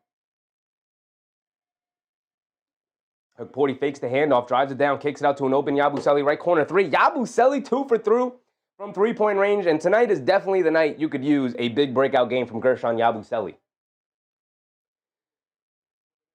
Here comes Anthony Black bringing it down. Black has it up top. They get it over to De Silva. Right wing three for Tristan De Silva. Too strong, can't get it to go. Jalen Suggs missed the layup, but gets his own tip to go as McBride fell. And now here comes Brunson bringing it down the other way. Brunson has it on the right wing. Isaac switched onto him. Brunson directing traffic. He's going to look to attack. Quick crossover. Kicks it out. Josh Hart, left wing three. Josh Hart, line me up. Josh Hart, line me up from three. And everybody getting in on the action right now. Ironically enough, everybody but Deuce McBride. And Anthony Black, Euro steps down the lane. Can't get the scoop layup with the left hand to go. So 26-24, under 3 to go. Why's my timer stop? Keep ticking, timer. Keep ticking. We're under 3 minutes to go. Brunson has it up top, being guarded by Anthony Black. Coming to his right off the Yabusele screen. Driving it down in the lane. Leans in, step back, mid-range follow-away jumper for Brunson. Got it to go, and the foul, and Anthony Black is going to send him to the foul line for one more. And the Knicks could possibly take the lead there. And we're going to get a full timeout from the Orlando Magic. They're going to show the replay. Anthony Black is saying he never hit him. He didn't hit him. He didn't hit him. They could also call it a landing violation, but either way. Joseph said, is McBride okay? McBride is fine. He's fine. He's, 1 for 2, 1 for 3 from the field? He's 1 for 3 from the field. He's missed his 1 3-point attempt so far. We have 2:37 to go, so we'll let our timer continue to tick. Mark Mon said we need to tighten up our defense. They do. I mean, they're not a great defensive team. They do need to tighten the defense if you want to win these basketball games. That's for sure. Sean Williams, what's up, Sean? Boncaro, no minutes. He started the game. It was the first substitution out for the Magic. Same with OG Anunoby. Started the game, first went out. Israel Smith, what's up, Israel? My parlay got cooked with Franz being hurt. Yeah, it sucks. It sucks. I mean, it sucks even beyond your parlay, but that also sucks. Yak said, I don't think it's a foul. Hug got ball first. Yeah, but he knocked him out of the air, Yak, so it's definitely a foul. It's definitely a foul. He knocks the ball. The hand contact is clean. The body contact in the air is not clean.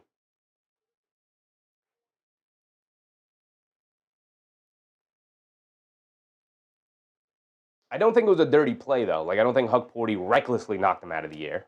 I think he jumped up for a loose ball that was a lob thrown to Franz Wagner, which I think is a dumb lob.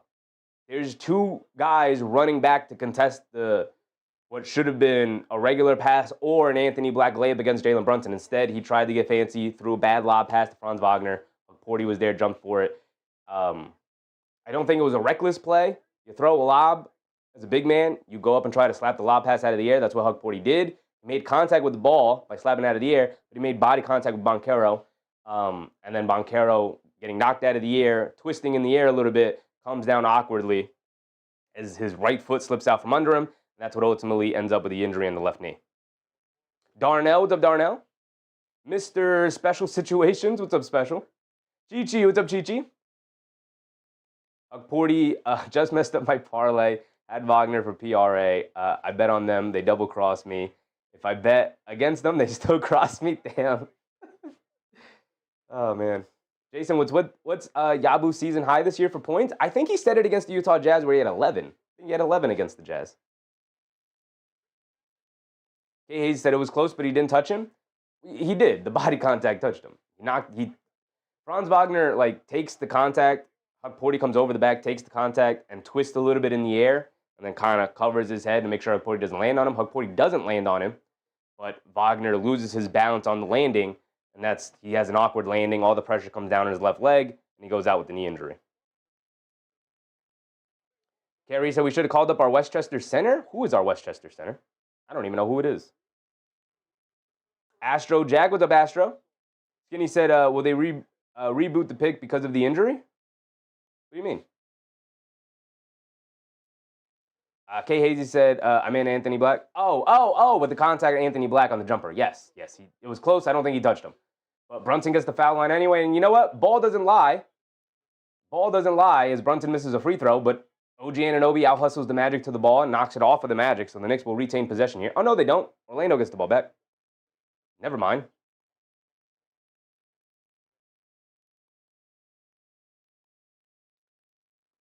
Goga Bataze's in the game, hands it off to Black. Anunoby knocks the ball loose, dives on for it. Huck Porty saves it over to Clarkson. Good hustle from Huck Porty there. Here comes Clarkson bringing it down right side of the court. He's going to look to attack Bataze down the lane, gets caught in the air, kicks out to McBride, extra pass to Brunson, left corner three for JB, line me up. Oh, and the three-point shots are going down tonight for the New York Knicks. Love to see that. Knicks take a three-point lead. Brunson up to 12 points. He's 4 for 6 from the floor. Silva has it up top, driving to his right. Brunson trying to guard him. Down the lane, loses the handle. Huck Porty picks it up again, and they get it out to Brunson. Brunson bringing it down the other way. Brunson putting his head down, stops, turns, kicks it out to McBride. McBride puts up the three, no hesitation, line me up. Can't get that one to go. All the talk, this is the curse. All the talk about Deuce McBride shooting, he's now about to go into a shooting slump. He's now about to go into a shooting slump because of it. Rafael Torres, what's up, Raph? Davelbon, what's up, Dave? Dave? What's up, Dave? What's up? They get it to Banchero, a mid-range jumper over Huck Porty, can't get it to go. Over Anunoby, can't get it to go. Huck Porty with the rebound. Here comes Brunson bringing it down, coming to his left, being guarded by De Silva. He's going to look to dance with it, cross over to his left, foul line, pull-up jumper, got it to go as it rattled around the rim. Got it to drop, and the Knicks now up by 5. Tyus Jones bringing it down, being guarded by Clarkson. Has it on the right wing. Directing traffic over the top pass to Banchero as Huck Porty switches onto him. Banchero is going to look to dance. Drives it down against Huck Porty. Goes up. High floater off glass. Way off at the side of the backboard. Anunoby with the rebound. Here comes Brunson. Brunson gets it over to Anunoby. Anunoby's going to look to dance. Down the lane. Pump fake. Little fall away mid-range jumper over Bataze. Comes up short. Rebound right back to Anunoby. Pump fakes. Is in the lane. Kicks it out to Brunson. Brunson has it on the left wing. Being guarded by Anthony Black. Back over to Anunoby. They close out on him hard. He's down the lane. To the basket. Got the layup to go. OG Anunoby. Getting real active out there, and the Knicks find themselves up by 7 points now with just under a minute to go. Here comes Tyus Jones bringing it down, a 9-0 run for the Knicks as they're now taking the lead. Tyus Jones has it up top, they're ducking under the screens. He gets open off the screen for a three, and he got it to go down. 29-33, a 4-point lead for the Knicks now. Both teams in the bonus for the final 45 seconds. Brunson bringing it down, calling the action. Brunson coming to his left off the Clarkson screen. Steps back for a left wing three for Brunson. Too short, can't get it to go. Anthony Black chases down the rebound. We're under 30 seconds now. Knicks should probably have one more possession. Jones gets it over to Black. Black back to Jones, being guarded by Hugporty. Hugporty getting into his stance. Jones trying to take him one-on-one. He's going to call for a screen now. Coming to his right. Now back to Boncaro, being guarded by Hugporty. Driving to his right down the lane. Gets it knocked out of his hands, but a foul on OG Anunoby, and they're in the bonus. That's 2 free throws for Boncaro. Joseph said, good first quarter so far. So far.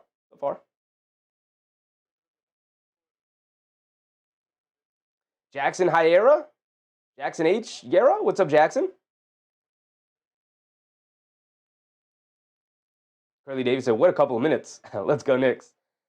Good run there. Good run. But the Magic battling back. They're not going to go away quietly. Boncaro at the foul line for 2. He can knock it back to a 2-point game.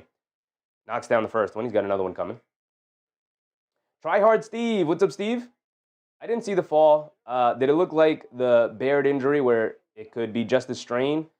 Would hate to see a guy like Wagner out for the season. I don't know. I really don't know. It's hard to tell. I'm no doctor. I don't know what I'm supposed to be looking at, but I will say the way the injury occurred is when Wagner lands, he lands like in a squat position, his right leg kicks out from under him, and all of the pressure of the landing falls on his left leg, and he goes down immediately and he holds the knee. So I guess you're hoping that it's just a knee sprain, but he did get helped off the court. He was on the floor for a while. I don't know. It didn't look good, I'll tell you that. Didn't look good. He wasn't in agonizing pain, but he was in a lot of pain. We've seen guys like tear, and everybody has a different pain threshold and a different response to pain, but we've seen guys tear their ACLs and they go down on the floor and they're banging on the floor and screaming in pain, but everybody could have a different response to it. So I don't know. Boncaro knocks down both free throws, knocking it back to a 2-point game. 14.7 seconds to go here in the quarter. The Knicks will have the final offensive possession as Brunson brings it down. He has it up top, being guarded by Suggs. Coming to his left off a Clarkson screen. Boncaro switched on to him. Brunson's going to lick the dance. Crosses over to his left. Gets to the mid-range. Loses the handle. Picks it back up. Heaves it up at the rim. Can't get it to go, but he does draw the foul on Boncaro. And Boncaro's saying challenge it.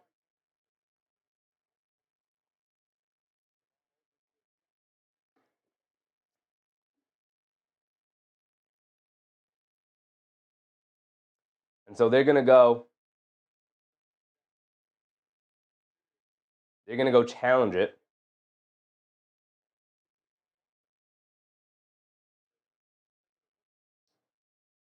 So the officials are going to take a look to see if the foul occurred before or after the buzzer.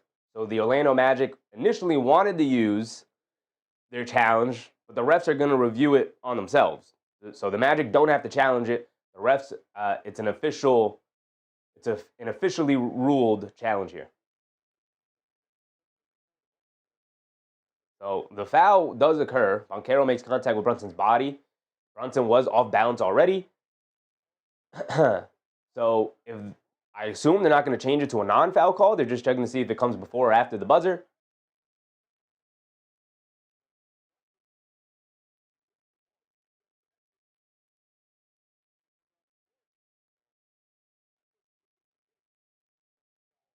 Jackson said, guys, I'm listening from Tanzania. Oh, we're going full worldwide this afternoon, y'all. Appreciate y'all.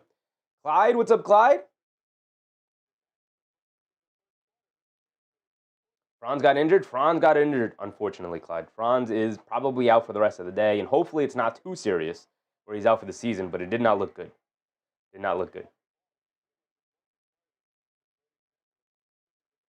Jeep, what's up, Jeep? Jeep the best, what's up, Jeep? We're due for an afternoon win. We're due for a win against Orlando, too. Knicks need to get an Orlando win.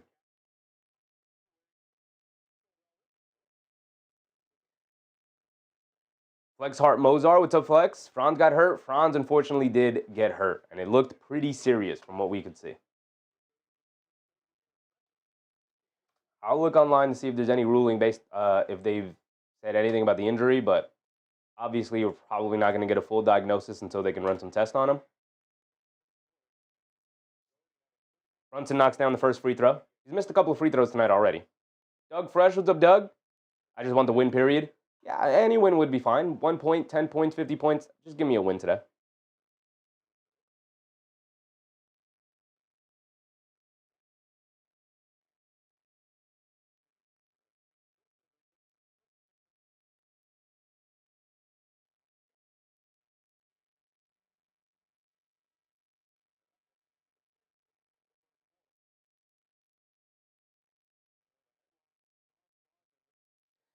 So Brunson knocks down both free throws. I'm just looking online. I'm trying to scour the internet to see if there's any positive sign for Franz, but obviously nothing out yet, considering he just went down, unfortunately.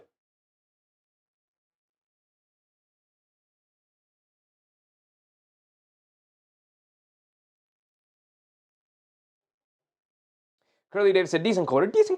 35-31. Knicks played well. Magic played well. Down Franz for the remainder of the game. The Knicks, obviously, unfortunately for the Magic, have the advantage with Franz out for the rest of the day. But hopefully it's not a serious injury. I really am hoping for that. Hopefully it's just a sprained knee, which is, still sucks, but hopefully he can get healthy and make a return this year. To see him out for the remainder of the season would not be great. Javin Mason, what's up, Javin? Who got hurt? Franz Wagner went out with a pretty bad knee injury.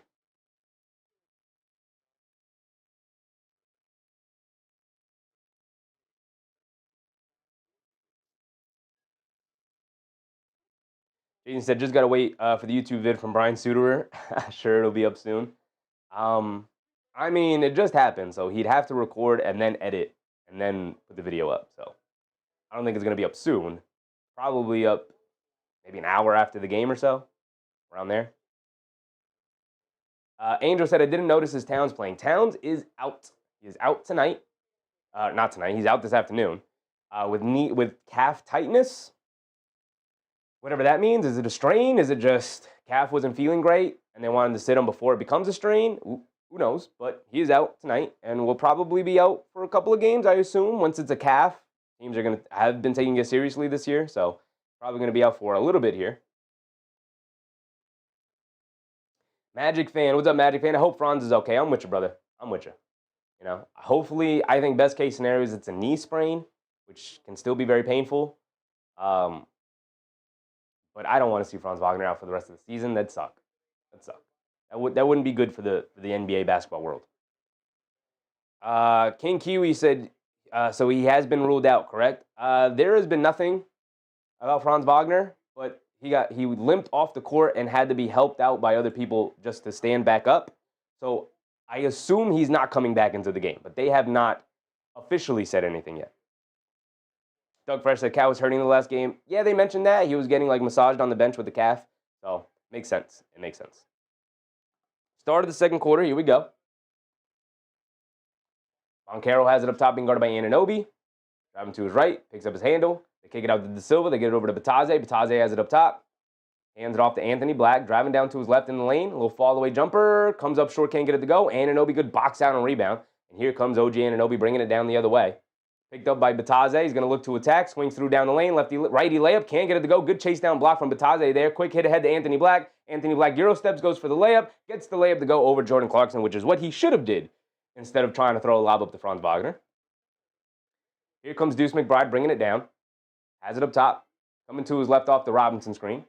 Being guarded by Anthony Black. They get it over to Anunoby. Anunoby up top. Driving to his left. Blows past Bataze. Loses the handle. Picks it back up. Kicks it out. McBride. A left wing three. He's open. Can you get him one to go? Can't get that one to go. We talked too much about Deuce McBride being a flamethrower from three-point range. We've cursed him. Boncaro has it, attacking Anunoby, spins down the lane and draws a foul on OG Anunoby, so he'll go back to the foul line for 2 free throws.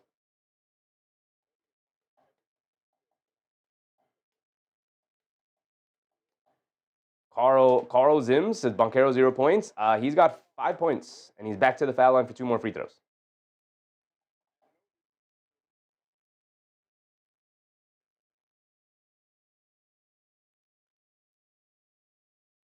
Boncaro at the foul line, makes the first free throw. And tied up at 35 here. Buffalo Joe, my man Joe, what's up? 5-star Sheffy. We're going to get this dub. I hope so. They better win it. Mark said, we need to start pulling away from this team here in the second. No more second quarter soon. Yeah, it's weird. Boncaro misses the second free throw. Robinson with the rebound. Here comes Bridges. Bridges back in. So Knicks still holding on to a 1-point lead here. They get it over to Robinson, back to Bridges. Bridges up top, being guarded by De Silva. They get it over to McBride. McBride up top. Takes it out. Tries to kick it out to Bridges. Stolen by De Silva. De Silva out and running. Euro steps down the lane against McBride. Great defense for Deuce McBride. Forces the miss. Anthony Black picks it back up. Shovels it out to Boncaro in the paint. Back to Anthony Black. He pulls it all the way back out, being guarded by Bridges. Great transition defense from Deuce McBride and the Knicks. They throw a lob up. Terrible pass from Anthony Black. Deuce McBride was there. Robinson was there. And just a bad pass from Anthony Black. And it's a turnover. Ball going back to the Knicks.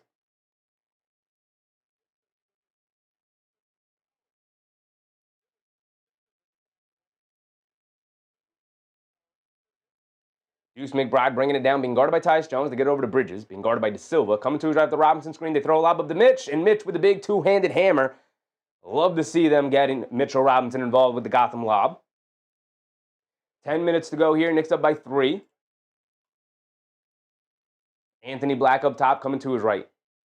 Off of the Batase screen, driving it down the lane, goes up to play with the right hand, smokes the layup. Good defense from McBride, good defense. I believe that was Anunoby on the help side. Hit ahead to Bridges, over to McBride in transition, extra pass to Anunoby, attacking along the baseline, goes up, big two-handed hammer for OG Anunoby, and a timeout for the Orlando Magic as the Knicks now building up a bunch of paint points here, attacking the basket relentlessly.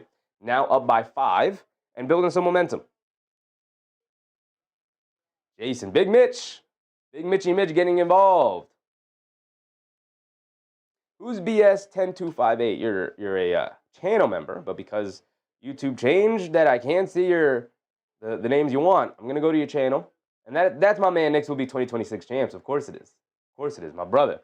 What's up, 2026 champs? Franz is on my fantasy league team. Losing him will hurt. I mean, losing him will hurt just because it just significantly hinders the Orlando Magic. He's the best player on the team, right? He's a star player. He's on his way to another All-Star appearance, having a fantastic year. Having a pretty good game. So it's going to hurt all around for just the NBA at large.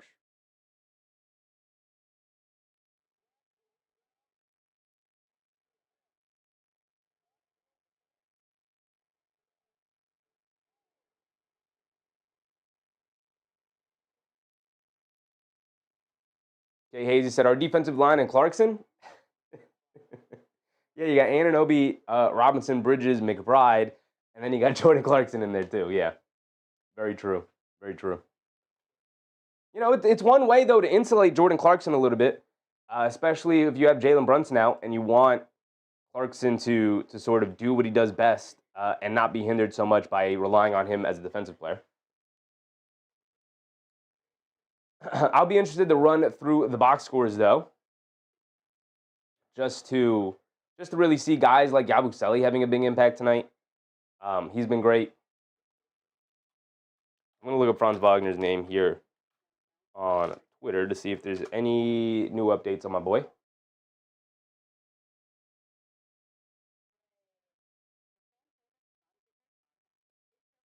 He suffered a lower left leg injury in the first quarter today at New York. He's out for the remainder of the game. Will be reevaluated upon the team's return to Orlando. So we won't know the future of Franz Wagner until they go back to Orlando and get tests done. I mean, if that were them, they're in New York, which is, you know, a good place to get evaluated. They've got great medical teams in New York. So, Lenny, what's up, Lenny? Oh, to Austin said too easy for New York. I mean, just pick up the victory. They're up by 5 with 9:30 to go. So, you know. Pick up the victory. That's all I want to see. Doug Fresh said, mad defensive players on our team right now.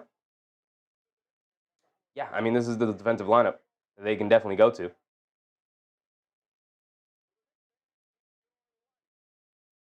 Nick Yak said, no resting today. We need to win. I mean, they have the rest of the day to rest, right? But we should be good.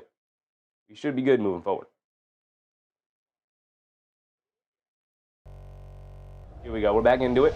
Tyus Jones has it up top. Kolek has subbed in. They get it out to Penda. Noah Penda is in. Bridges almost jumped the passing lane, tried to get the steal. He doesn't. Bain down the lane, throws up the floater, can't get it to go. Bridges with the rebound. Bringing it down the other way, and I went to the wrong place. My bad. Here we go. And a travel on Mikal Bridges. He was driving it down. tried to kick it in the corner, but he took a one step too extra, and it ends up the travel.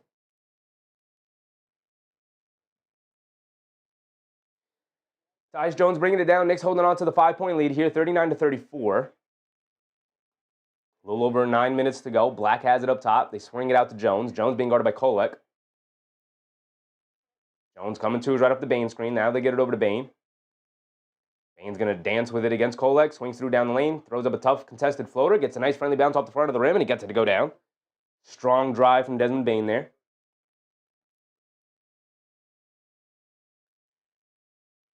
Kolek has it up top, coming to his left off the Robinson screen. Now they get it over to Anunoby. Anunoby being guarded by Noah Penda. Coming to his right off the Robinson screen, driving it down in the lane, goes under the basket, kicks it out, bullet pass out to Clarkson. He fires up a three. Too short, can't get it to go, but Robinson the offensive rebound, kicks it out to Anunoby. A great outside pass from Big Mitch. Offensive rebound, immediately swings it out to Anunoby, and he knocks down the three. Love to see that from Mitch. There's no hesitation, grabbed the rebound, didn't have a lane in the basket, so he swung it immediately out to Anunoby, who knocked down the three. His first three since coming back from the injury.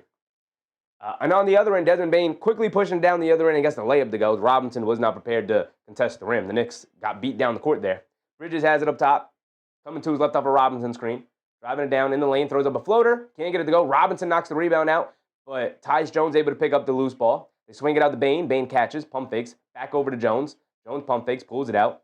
They swing it over to Bane, back to Jones. Jones is going to look to dance against Robinson. A dribble pull-up three gets blocked by Robinson. Loose ball flies right into the hands of Goga Bitadze. Everybody, including Goga Bitadze, and along with Mikal Bridges, who were battling for position underneath, were looking up at the rim, and then the ball hits them in the back because of Robinson ended up blocking the three-point attempt. They swing the ball around the Knicks, and they respond back with a three from OG Anunoby out of the left corner. Great response there for the New York Knicks. Now here comes Anthony Black bringing it down the other way with about 7:30 to go. They get it over to Bitadze, hands it off to Jones. Jones in the corner. Penda catches, pump fakes, driving to his left, slips and falls. But they call a late foul on OG Anunoby. Reason why he slipped in fouls because Anunoby, a little bit of a trip there. Inadvertent trip. Joseph said, Mitch is an awesome Knicks player. He's great. He's great. He's great when he's locked in. He's great when he's locked in. Anunoby comes out. Josh Hart comes back in. Knicks holding on to this 5-point lead here, 45-40.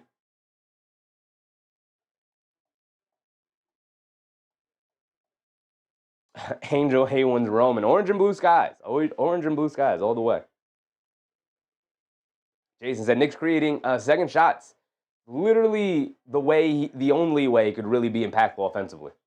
Just grab those offensive rebounds, create the second shots for the Knicks. Suggs is back in, knocks down the step-back mid-range shot after snaking the pick and roll over Deuce McBride. 42-45, a one-possession game still. Magic holding on strong. They get it over to Josh Hart. They get over to Bridges. A left wing three from Mikal Bridges. Too short, can't get it to go. Long rebound gets its way out to Jalen Suggs. Hit a head pass to Noah Penda. Penda against Bridges. Driving it down. Stops, kicks it in the corner to nobody. And that's out of bounds off of Noah Penda. He thought Desmond Bane was going to stay in that corner. Bane was trying to flare out up to the wing. Miscommunication. They pass it out of bounds. And now here come the Knicks. Under 7 to go. Kolek has it up top, picks up his handle. They get it over to Hug Porty. Hug Porty up top. Hits Bridges coming back door. Bridges dribbling it around. Good defense from Penda there. Kolek's going to drive it down in the lane. Gets knocked out of his hands by Jones. Penda able to save it into Jones. And now here comes Jones bringing it down the other way. Hit ahead to Suggs. Catches. Pump fakes against McBride. Goes along the baseline. Throws up the floater. Can't get it to go. And a foul on Deuce McBride is going to send Jalen Suggs to the foul line for 2 free throws. Mark said they're playing solid defense. We're not. I mean, they're a defensive first team, and we are definitely not. So, the Knicks, I believe, are hovering around 15 on defense in terms of defensive rating. So, they're a league average defensive team. You know, all you want to be is serviceable defensively. You want to be at least 10, and you want to sneak into that top 10. You want to be around 8 to 10. You don't have to be one of the best defenses in the league, but you got to be better than half of the defenses in the league. That's for sure. Joseph, they call a foul on the Knicks for everything. I mean, the Knicks have been the beneficiaries of some iffy calls as well. So it goes both ways. It goes both ways. Suggs knocks down both of the free throws, and it is 44-45. 6:30 to go. We're approaching the halfway point here. The captain, Jalen Brunson, back in. We're out there with Brunson, McBride, Josh Hart, Mikal Bridges, and Ariel Hug Porty. The Magic are out there with Suggs, Bane, Isaac, Tyus Jones, and Wendell Carter Jr. Bridges has it up top, being guarded by Isaac. Swings through to his left, driving it down, steps back, dancing with it against Wendell Carter Jr. in a switch. Step back, fall away, mid-range foul line jumper. In and out, halfway down, can't get it to stay. Battle for the rebound. Hukporti can't hold on to it. Here comes Suggs, hit head to Bane. Bane 1-1 against Brunson, goes up, reverse layup. Gets swatted out of there by Ariel Hukporti. They swing it back around. Loose ball, Hukporti picks it up. Hukporti dives on it, saves it. Josh Hart picks it up, down the lane, spins, across, gets swatted out of there. But right to Deuce McBride for a three. In and out, halfway down, he can't get it to stay. Suggs comes flying in, and they say out of bounds off of Josh Hart. Insane chaotic possession there. Insane chaotic possession.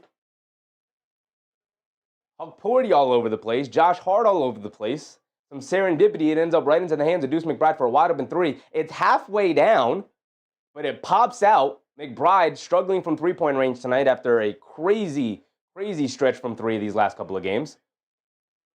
He was bound to come back down to earth at some point. They sneak it into Josh Hart for an easy layup. Beautiful inbound play there for the Knicks. And the Magic quickly bringing it down the other way. Tyus Jones has it on the right wing, being guarded by Brunson. They get it over to Wendell Carter Jr. Hands it off to Bane. Bane dancing with it against McBride, coming to his left, snaking it back to his right hand in the lane, throws up the foul line floater. Too strong, can't get it to go. Josh Hart rips down a rebound, and now here come the Knicks. Knicks holding on to a three-point lead. They swing it over to McBride. McBride coming to his left, hands it off to Josh Hart. Josh Hart back to McBride. McBride into Hukporti. Hukporti looking for somebody. Kicks it out to Josh Hart. He had Brunson cutting down to the rim. Josh Hart loses the handle. Back up top to McBride. Coming to his left off the Hukporti screen.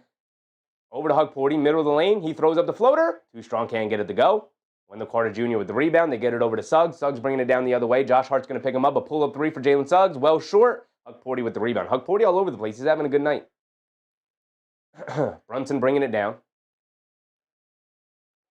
Brunson down the lane. Has it in the paint now. Throws up the floater. Can't get it to go as it hit the side of the rim. Now here come the Magic bringing it down the other way. And Suggs is hurting. Holding his right side. He keeps hitting it. Tyus Jones dancing around the screen. They go under it. Jones pull up three, and he knocks it down. The second time that's happened to the Knicks guarding Jalen Suggs going under the screen. And Tyus Jones ties it up at 47, 4:30 to go. My timer, y'all got to let me know about the timer, man. Come on. Brunson bringing it down. Hands it off to McBride. McBride, full head of steam. Pulls it back out. Good defense from Jones to stay in front. They get it over to Hukporti.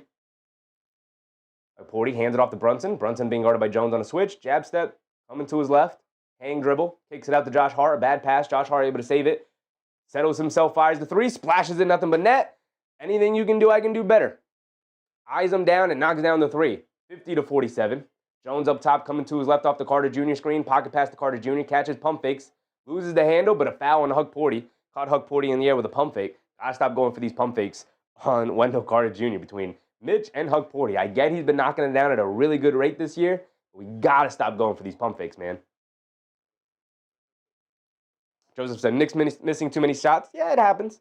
It happens. They're not always going to go down, and I always say, on the nights where the shot doesn't go down, you have to find the other ways to win. Great teams can win in a multitude of ways, right?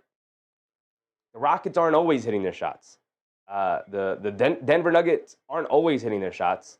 The Oklahoma City Thunder aren't always hitting their shots, but when that happens, they find other ways to win. They've got to find other ways to win.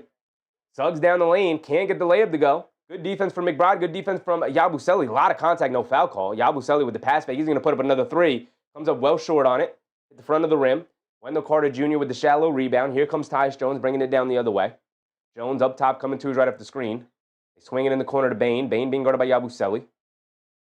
Bane coming to his left. Yabusele trying to slide his feet. Bane's going to dance with it. A step back three over Yabu. In and out, halfway down, can't get it to go. Isaac with the offensive rebound gets fouled by Josh Hart. He's going to go to the foul line for 2 free throws. 3:30 to go.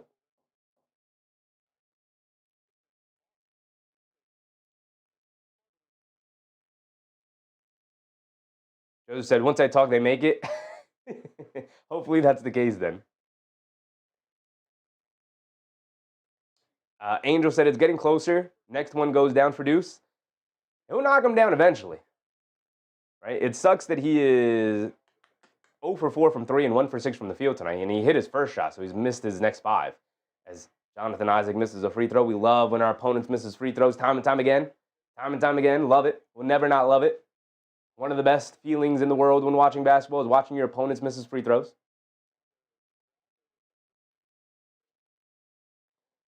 3:24 to go. Albert, what's up, Albert?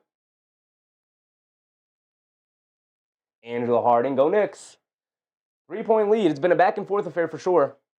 Isaac does knock down the second one. So it's a 2-point lead for the Knicks, 50-48. These teams have gone back and forth all night long, or all afternoon long. I'm going to keep saying night.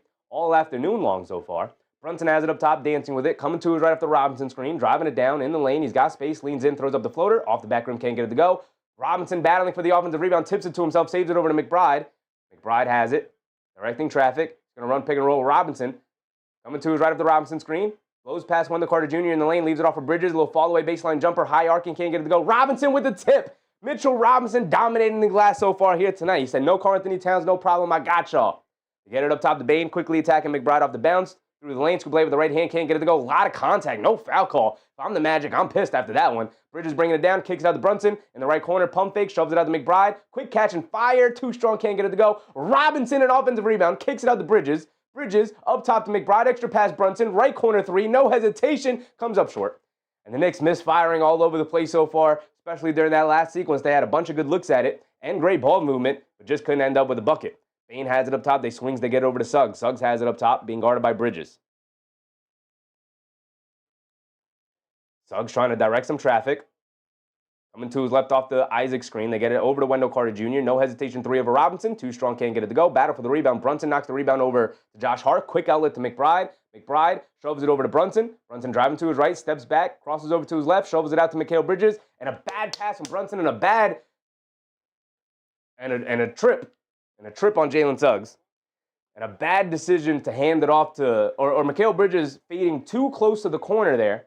He should have stayed on the wing because by going to the corner, it allowed Jalen Suggs to switch off of Brunson and immediately close out to him. If he stayed on the wing there after Brunson shoveled it back to him, he would have had a wide open three there. But instead, he continued to go to the corner, caught it like that, got to the corner, and that allowed Suggs, who was guarding Brunson, to immediately switch off of Brunson and have a shorter distance to travel for the closeout there, which didn't allow Mikal Bridges to get the shot off. He tried to attack off the bounce, lost the handle, but Suggs gets called for the trip. Or a kickball, one of the two.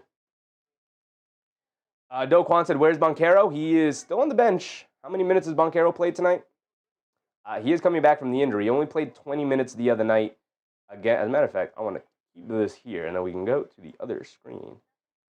We are about 2 minutes away from halftime, so we'll go through the full box score at halftime. But for now,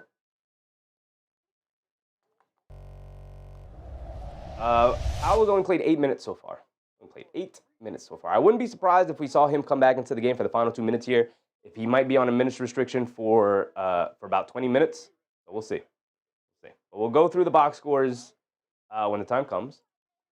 This is the only game that's tipped off so far. The other game won't start until this one ends. That's 3:30 Celtics Raptors.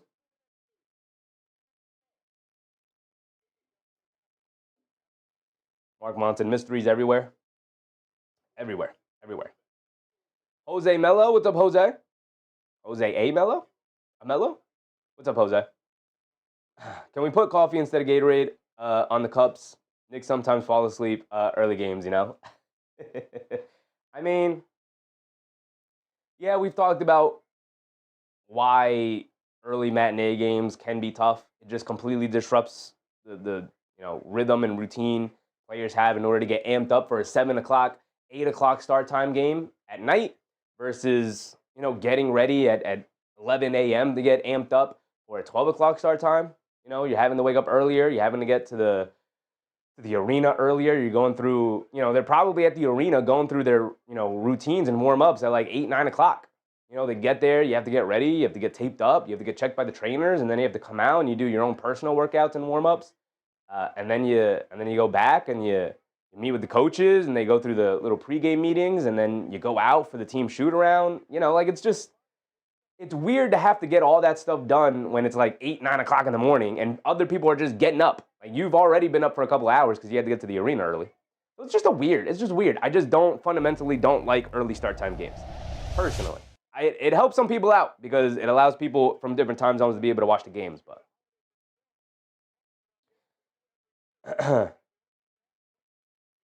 Bug with the Vetti. What's up, Bug? Is Franz hurt? Franz Wagner? Franz Wagner is hurt, and he's out the rest of the game and will be reevaluated when they go back to Orlando. It did not look good. Jackson said, I need 3 points for the Knicks in 2 minutes. You need 4 3-pointers in 2 minutes? I don't think that's going to happen. Josh Hart, a fall-away mid-range jumper, can't get it to go after we come back. And so Suggs will bring it down. Knicks holding on to a 4-point lead. Orlando's in the bonus. Suggs has it up top, being guarded by Bridges. Coming to his right, driving it down, pulls it back, dancing with it against Josh Hart. Has nowhere to go, picks up his handle. Good now defense from the Knicks to get over to Black. Anthony Black down the lane against Brunson. Bump floater, got it to go. Even Robinson came over for the contest. Good contest from Robinson. Still, Anthony Black knocked down a tough floater. Nice shot from him. Here comes Brunson bringing it down the other way. Brunson coming to his left up the Hart screen. Now they get over to Bridges. Bridges, being guarded by Black, coming to his right up the Robinson screen, snaking it back to his left hand in the paint. Step back, low fall-away jumper over Anthony Black. Well contested, didn't matter. Bridges knocked it down. Trading baskets there. Now here come the Magic bringing it down with a minute to go. Black has it up top, being guarded by Brunson. Over to Suggs. Suggs fires away a 3. Can't get it to go. But a late foul call on Mitchell Robinson on the closeout. Going to send Jalen Suggs to the foul line for 3 free throws. Come on, Big Mitchie. Come on, Big Mitchie. David Oz Jr., what's up, David? Darnell reminding people of the like button. If you're enjoying the show so far, go ahead, hit that thumbs up button. Leave a like. It is by far the best way you can show support to the channel, show support to the community. I'd very much appreciate it, y'all. Thank you.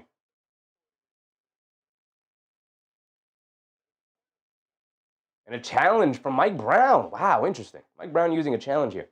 I haven't been impressed with Mike Brown's use of challenges this season so far. He's using a challenge here, though.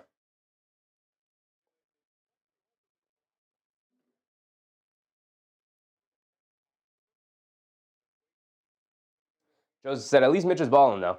He's doing his thing. He's got 9 rebounds already before halftime.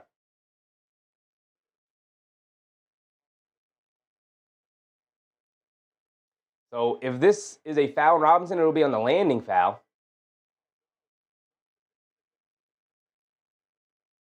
That is a foul on Robinson. This is a bad challenge for Mike Brown. I don't know why you challenge here. This is a bad challenge. It's definitely a foul on Robinson. I mean, the reason why he falls into Jalen Suggs is because I forgot who it was. Is that Bataze? It's Wendell Carter Jr. So McBride gets tangled up with Wendell Carter Jr., and he loses his balance. And so he falls into Robinson, and then Robinson bumps into Jalen Suggs because of it. So it's technically Wendell Carter Jr.'s fault because he knocks McBride off balance. McBride being off balance knocks Robinson off balance, and Robinson falls into Suggs as he shot the 3. So it is a foul because Robinson bumps Suggs. But this is a terrible challenge for Mike Brown. Why would you use your challenge there?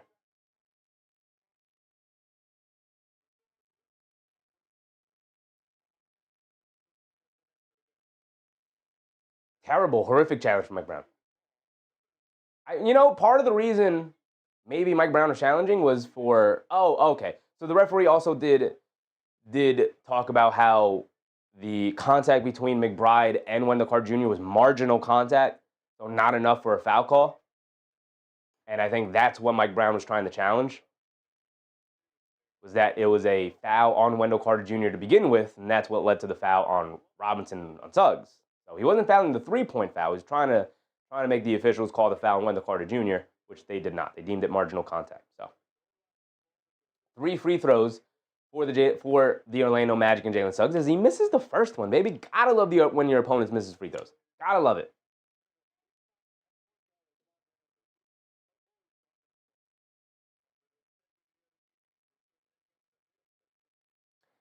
Suggs does knock down the second one, though, and he's got one more coming.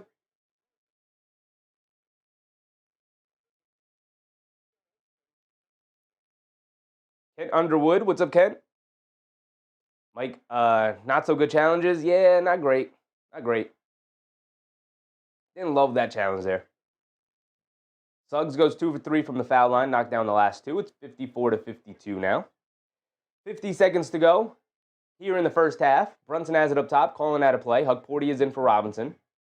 Brunson coming to his left off the Hug Porty screen. Gets it over to Bridges, swinging through to his right. Scoop play with the right hand. Can't get it to go. He's looking for a foul call. He doesn't get it. Here comes Desmond Bane. Shot out of a cannon. Bringing it down the other way. Leaves it off for Anthony Black. One dribble pull-up three for Black. Splashes in nothing but net. And Orlando has taken the lead here, 55-54. Brunson bringing it down the other way. Brunson has it up top, being guarded by Suggs. Brunson coming to his right. A pull-up three for JB. Comes up short. Didn't love that shot. Bane with the rebound. Quick ahead to Suggs. Suggs down the lane. Pulls it back out. Hug Porty does a great job of hustling back and forces him to swing it around. Boncaro up top. Jab step. Dancing with it against Josh Hart. Driving to his right. Josh Hart knocks it out of his hands. Hug Porty able to pick it up. Over to Josh Hart. Can't get the shot off in time. Great defense to end the quarter there, though. And that will be the end of our first half. A back-and-forth affair, 55-54. Franz Wagner, unfortunately, goes down. We'll talk all about it here at the halftime. Whew.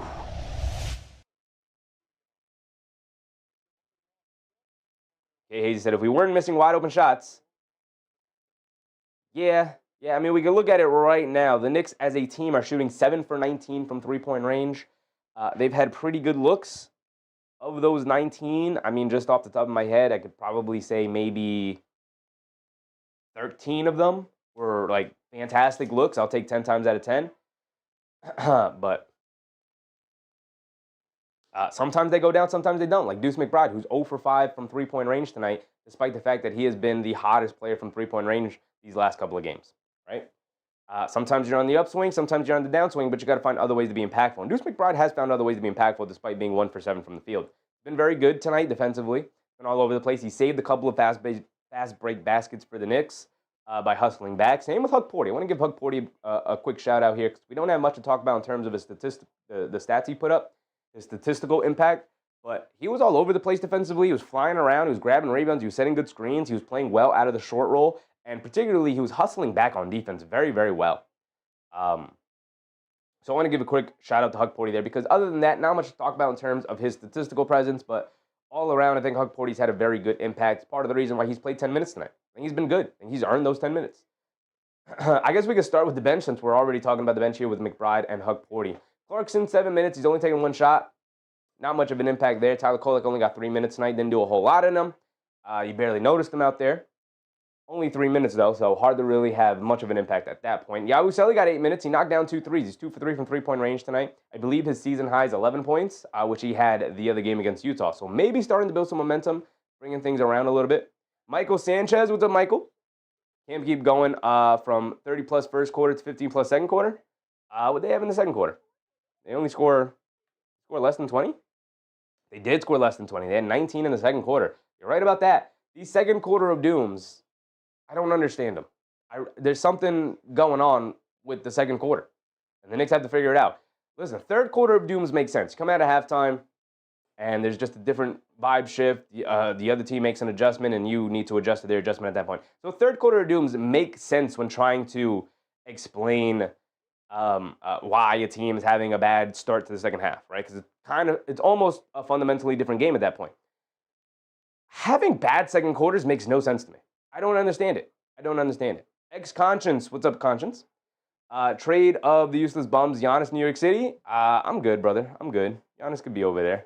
I mean, I'd love Giannis as a free agent, but I'm not giving up half the roster. I'm not taking a step back this year just to maybe take 2 steps forward next year, especially with Giannis's injury history at this point in his career. Mike Silva, what's up, Mike? Second quarter of doom, not so bad today. I mean, not so bad because Orlando only put up 24. But they only put up 19 points, and they're an offensive first team. You know?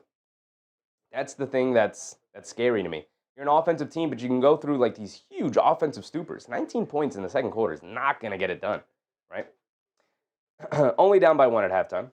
Darnell said, glad we got the jitter out time to protect home court for the Knicks. Yeah, I mean, look, they only have 1 loss this year at home. They're 12-1 at home. And the 1 loss has come against the Orlando Magic. So don't make the Orlando Magic the only team that's beaten you at home so far this year, right? Don't do that. Don't do that.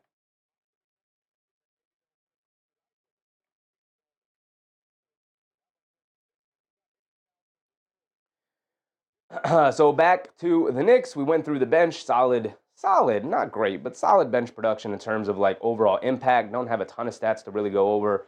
Porty, Clarkson, and Kolek did not score. McBride only got 2 points on 0 for 5 from three-point range and 1 for 7 from the field. Yabusele knocked down 2 threes, which was nice. But obviously, most of the production coming from the starters. Brunson, 16 points in that first half, 1 for 4 from 3, 5 for 7 from the foul line. Okay, 5 for 12 from the field. Okay. Mikal Bridges, 8 points for him. He started off the game very aggressive. He scored the first 2 baskets of the game, scored the first 4 points. And then since then, he's missed some makeable shots. Need him to get back on track because he's really kind of the second go-to scorer with Karl-Anthony Towns out tonight and OG Anunoby still coming back from injury. So there's that. Josh Hart, 8 points tonight. He's knocked down 2 threes, which is always great to see from Josh Hart. He doesn't have any assists, though. Lol J, what's up, Lol J? Appreciate you, my man. Hope you're having a good time tonight. Thank you for the subscription. Josh Hart, no assists, which is probably a bad sign for the Knicks overall because he's our second primary playmaker outside of Jalen Brunson. And with no Karl-Anthony Towns, you need a guy to help generate other looks for teammates. And Josh Hart, I think he's generating open looks, but the Knicks are not knocking down any of the open looks so far tonight, or not enough of them. Mitchell Robinson, only 4 points. He's got 9 rebounds, 6 of them offensive for Mitchell Robinson. Absolutely impactful night for Mitch. 9 rebounds in 14 minutes is always great. He did get a Gotham lob in there, which is awesome. He's been fantastic at getting an offensive rebound and swinging it back out to his teammates, and we're swinging it around for open threes. If only we can knock down our open threes with consistency tonight, we'd have a much larger lead here. We'd have a lead in general. Knicks down by 1. You get the OG Anunoby, 4 for 6 from the field. 10 points in 10 minutes is great. Again, he's just coming back from the injury, so he's on pace to play only 20 minutes tonight, same as Paolo Banchero. Kind of what happens. You want to work guys in slowly, especially coming back from muscle injuries.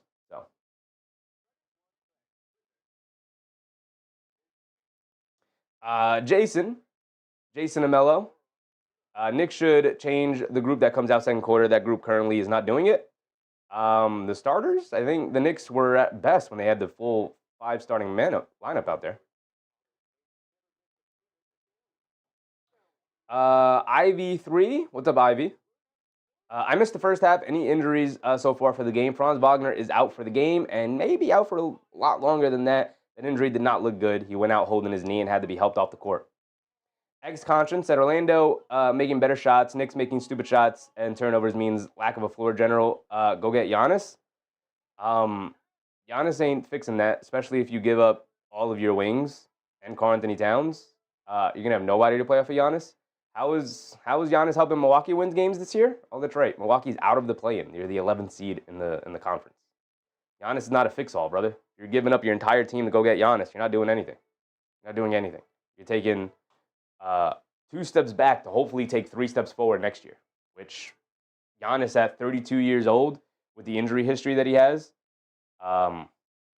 you're praying that he'll hold up for over the course of a season as he gets older, which is something that unless you're signing him as a free agent, I'm not willing to give up a ton of assets for at this point.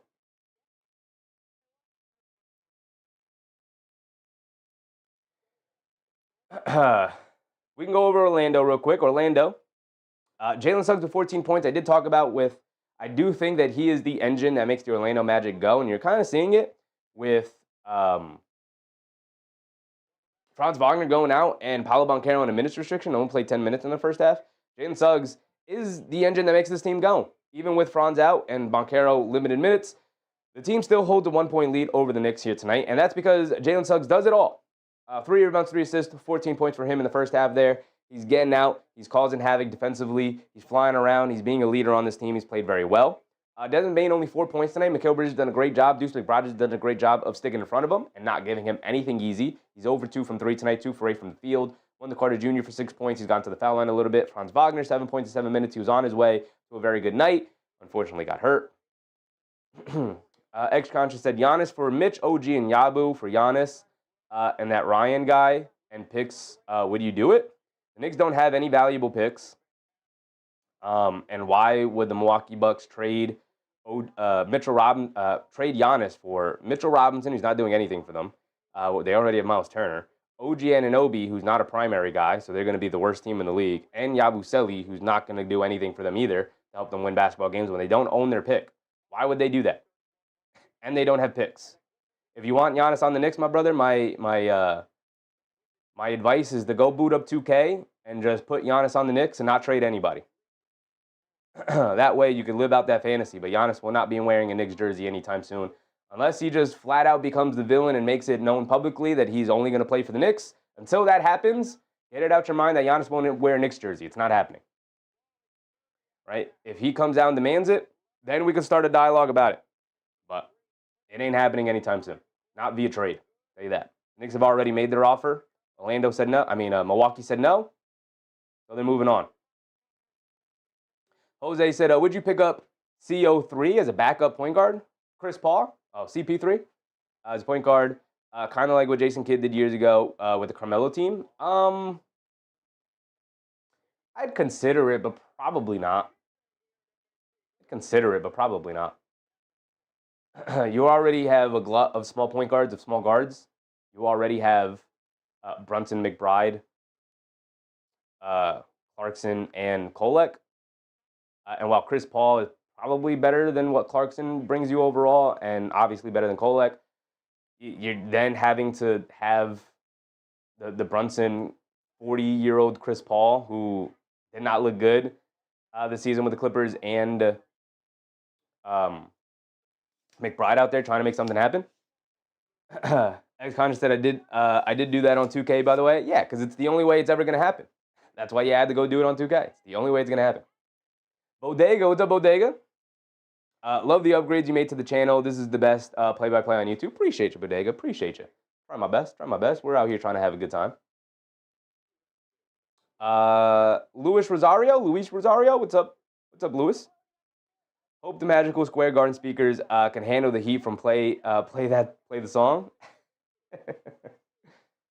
But we talked about the Orlando Magic here. They're not getting much production off the bench. Anthony Black with 9 points, actually. So good production there. And Trey Jones should have been in the 2 threes there. So good production, I guess, overall. They're just not getting anything from the Silva. Penda only played 4 minutes, but Taze had 2 points on a serendipitous play. And then Isaac with only 1 point out of a free throw. So overall, 10, 16, 18. 18 points off the bench for them, and only 8 points off the bench for the Knicks. So they're actually very much outperforming the Knicks with their bench play. Rafael Torres, happy holidays, Chevy. Happy holidays to you, Raf. But again, there's no other NBA games on, so what we could actually do is go around the league yesterday, because we did not have a show yesterday. We'll be live again tomorrow. We could go over that as well here at halftime. But if we go over yesterday, the Nets beat the Pelicans. Pelicans continue to be one of, if not the worst team in the league. The Hawks beat the Wizards, and the Wizards continue to be one of, if not the worst team in the league. The Warriors beat the Cavs, so the Cavs continue to slide. They're now 14-11 on the season. And then the Pistons expectedly beat the Bucks after the Bucks beat the Pistons the other day, 124-112. Kings beat the Heat. Heat continue to fall down the standings here at 14-10. Timberwolves beat the Clippers, okay, and then the Mavs beat the Rockets. The Rockets had a bunch of their guys. But the Mavs have been playing much better as of late. They're 9-16 so far, inching closer to that 500 record. They're going to try and sneak into that play-in and make a playoff run here. Mary Ann Anderson, what's up, Mary? Franz Wagner is play tonight. Franz Wagner is out with an injury. He only played 7 minutes and then went out with a pretty serious knee injury. So he is not playing today, and he's probably not going to be playing for a while. Ken Underwood, what's up, Ken? You're absolutely positively right. We are not getting Giannis, but it's great to dream. Yeah, I mean, dream all you want. I just, how am I supposed to entertain a Mitchell Robinson, OG Anunoby, Yabusele trade for literally one of the 4 best players in the league? Like, come on, man. What are we talking about? Go make that trade in 2K. It's not happening in real life. I can't. Trying to be nice. I can't take a trade like that seriously. You know what I mean? We can't have a serious discussion about that.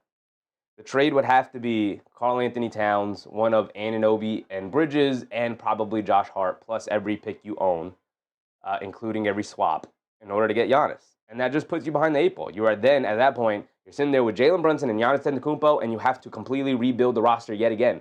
Like, the Knicks just went through this with Karl Anthony Towns trade. And it took a full season of trade deadline moves, draft moves, and offseason signings and trades in order to, build a functional team again, right? It took a full year. So you trade for Brunson and Giannis, and you punt this season away. You're not doing anything with those 2 players. The league is too deep. The league now isn't about stacking stars on a team. It's about having as functional of a 15-man roster as you can build. You need as much depth as possible. Now, you need a great top 6 as well. It's not just about the top 2 or 3 players anymore. That is a thing that was, the way you would go about the league 10, 15 years ago.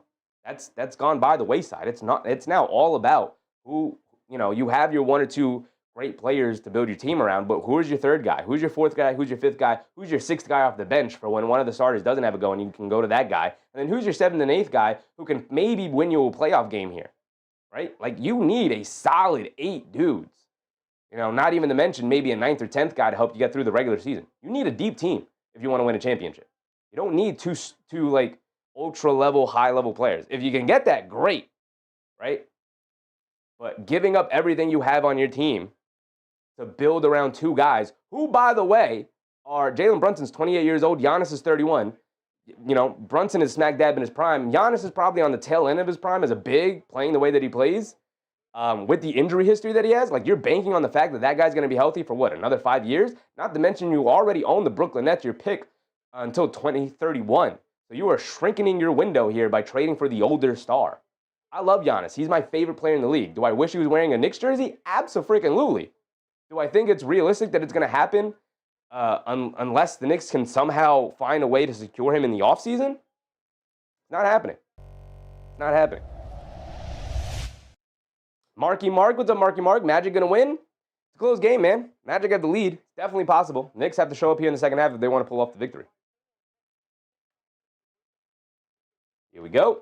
Getting ready for the start of the second half. We are back into it. Start of the third quarter. Reset our timer. 12 minutes back up on the clock. And the Magic will bring it down. David Empson, I still gamble with Giannis over Cat. I don't see us winning a chip with Cat. I would do that too if it was a Giannis for Karl-Anthony Towns straight-up trade. That is not what the trade would have to be. I would too. But we are not living in real life if we're talking about just swapping Towns and Giannis. That's not what the trade would be, is my point. Brunson down the lane, Euro step past Desmond Bane for the layup. Got it to go as the Knicks strike first as they retake the lead. Tristan De Silva missed the floater to start for the Orlando Magic there. Now they get it to Banchero up top, being guarded by Josh Hart. They get it to Wendell Carter Jr. being guarded by Robinson. Jab step, pump fake, puts up the jumper, comes up short. Josh Hart chases down the long rebound. He shot out of a cannon, bringing it down the other way. Banchero is going to pick him up. Josh Hart hands it off to Anunoby off the handoff, pump fake. Anunoby back up top to Brunson. Brunson being guarded by Bane. Coming to his left off a Robinson screen, rejecting it, pulls it back, hesitation, driving to his right in the lane. Stop, turn, pump fake, gets caught in the air, leaves it off for Anunoby at the last second. A 3, OG Anunoby gets us started from the three-point line here in the second half. A bucket from Brunson, a bucket from Anunoby, and the Knicks take a 4-point lead. Banchero has it up top, being guarded by Hart. They get it over to Bane. Bane back over to Banchero, a left wing 3 for him. Way off, can't get that one to go, and the Knicks will live with Paolo Banchero settling for jump shots all night long. Bridges coming to his right off a Hart screen, looking to attack. Pulls it back out, being guarded by Banchero on a switch. Driving to his left, kicks out to Anunoby, being guarded by Bane. Driving to his right, putting his head down in the lane, kicks it out to Hart, extra pass to Brunson. Brunson, jab step, coming to his left. In the mid-range, pump fake, steps through, throws up the floater, gets the friendly roll to drop down as it rolled around all over the rim, and he gets it to go. 61-55, a 6-point lead for the Knicks. Suggs bringing it down the other way. Coming to his right after Josh Hart switches onto him. In the lane, kicks it out. Wendell Carter Jr. right corner 3 wide open. Can't get it to go. Josh Hart rips down a rebound. A lot of contact. And then ultimately a foul on Jalen Suggs. Slapping at the ball. Inadvertently slaps Josh Hart in the face. But that is what happens when you play a scrappy, feisty team like the Orlando Magic. Going to try and scratch and claw as best as they can. Mark said, good start. Great start. Great start. Ex-Conscious said Brunson, Cat, and Giannis and regular guys can get it done. Yeah, but you're not holding on to Karl-Anthony Towns in a trade for Giannis, brother. We got to stop living in fantasy land. It's not happening. The only way that could possibly happen is if Giannis makes it known that it's the Knicks and only the Knicks. And he has not done that. So until he does that, we can't talk about a trade to the Knicks. As Anunoby drives it down, throws a lob up to Robinson. He catches it and throws it down with 2 hands. And the Knicks take an 8-point lead here as Orlando remains scoreless to start the second half. And the Knicks have scored 9 points here. So a 9-0 run to start the second half is a great way to start. 9:44 to go. 9:44 to go. Ken Underwood said, got a new phone, so I can't find the like button, but I will find it. Appreciate you, Ken Underwood. Appreciate you. It's that thumbs up button. I know YouTube did change the way the mobile phone like video experience looks. So it no longer says like. Now it's just that thumbs up button. So you can go ahead and hit that thumbs up button if you're enjoying the content so far. I'd very much appreciate it. Mark Mon said, I reckon Giannis would fit to Miami. Yeah, probably. DCL Love said 3-team trade will work. Yeah, but that is a very complicated trade. It's a lot of moving parts. It could work. But again, the Knicks are still tearing down their roster in order to get Giannis. Even if you do acquire Giannis, you are stripping down the depth of your team. And we just had the conversation about how you're not winning anything unless you have other players you can go to. You will get beat in a 7-game series. Right? So you would effectively be taking yourself out of the championship contending conversation this season to hopefully maybe be in it next season and beyond. I would love Giannis on the team. He's literally my favorite player in the NBA. I would love to see him wearing a Knicks jersey. It's just not going to happen. Right? It's not. I think there's maybe a 10% chance it happens. Kevin Anderson said Jalen Brunson is actually 29. What's up, Kevin? Yeah, he's 29. 29. Next year he'll be 30. So we're relying on two guys in their 30s now for the future. When again, in 5 years from now, Jalen Brunson will be 35. Giannis will be 37, 38. He'll be done, and you're gonna owe Brooklyn that pick that year. So you still want to find a way to transition to being a good team in the future. And by trading everything to get Giannis now, you obviously are building for the present. But you want to be able, the 85% needs to be building for right now for the championship run. 15% needs to have an eye on the future. Nick Yak said, in 1.5 years, Giannis is a free agent if he wants to play here. Absolutely. Absolutely, Yak. I'd love Giannis right now to wear a Knicks jersey. But I can't give up my entire team to do so, right? Because then you are no longer a championship contending team.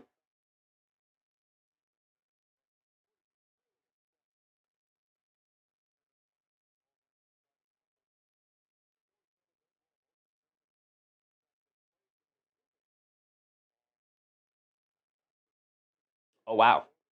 Mike Breen informing us that, I completely forgot Huck Porty is also German, same as Franz Wagner. And he just let us know that they were actually roommates when they were younger on the senior team or the junior team, one of the teams, when they were younger. Jalen Suggs, lowest to handle, loose ball rebound. De Silva able to pick it up, pull the pass inside. They shovel it back out to Banchero, up top to Bane. They run him off the line, down the lane, kicks out to Suggs. Suggs driving to his right, back out to Silva, left corner three, airballs it. Battle for the loose ball. Brunson dives on it. They can't get it. Bane pulls it out, dribbles it out to the three-point line, left corner three. The buzzer can't get it to go, and it's a shot clock violation.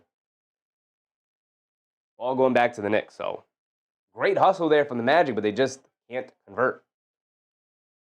Ken Underwood said, don't Giannis have some injuries? He does. He has a pretty big history of injuries, especially as he's getting older.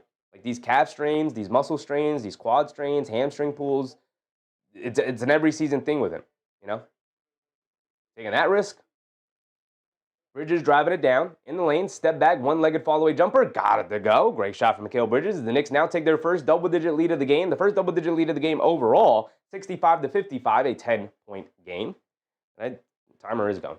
We're 8:30 to go. We're about a minute behind on our timer, but we'll catch up. Silva has it on the left wing, coming to his right, down the lane, leans in, step back, foul line, fall-away jumper, can't get it to go. Josh Hart rips down a rebound, and now here come the Knicks. Brunson bringing it down on the right wing, being guarded by Suggs, backing him down. Stops, turns, step back, pump fake, leans in, scoop layup off glass, got it to go. Oh my goodness, took Jalen Suggs right to school there.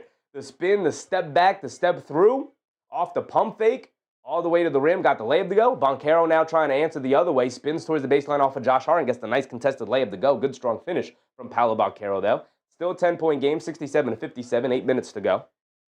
El Tigre, what's up, Tigre? Brunson has it up top. They get over to Robinson. Back to Brunson. Brunson dancing around a Robinson screen. Coming to his left. Driving it down, spins, stop, fall away, one-legged fall away, got it to go. Jalen Brunson so smooth, getting it going here tonight. Here come the Magic bringing it down the other way. Banchero has it up top. They get it over to Suggs. Suggs being guarded by Robinson. Suggs is going to look to dance with it. Swings it out to Banchero. A right wing three for him. Knocks that one down.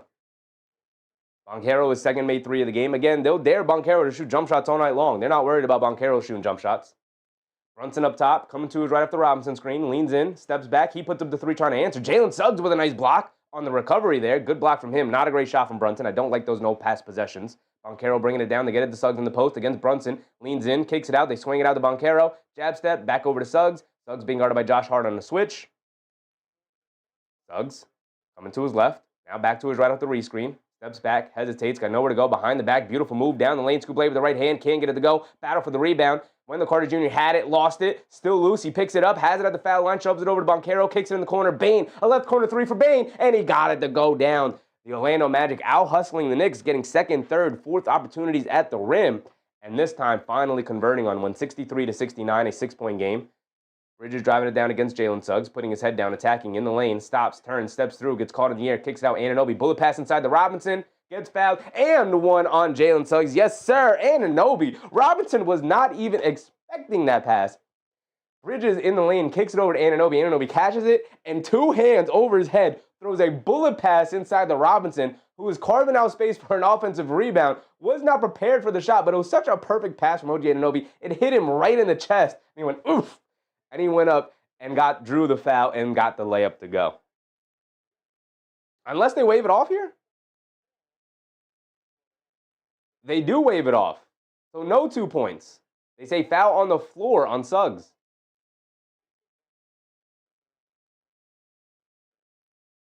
So they take the 2 points away from Robinson. They say side out of bounds for the next foul on the floor. All right. I still like the pass from Anunoby. Anunoby now left wing three. Too strong, can't get it to go. Robinson batting on the glass. He gets the offensive rebound and then kicks it out to nobody. It was knocked out of his hands. I was going to say. It was getting grabbed and held there. It was knocked out of his hands. So it'll remain a possession for the Knicks here with 6:16 to go. Deuce McBride's going to check in here for OG Anunoby. Mark.TV, what's up, Mark?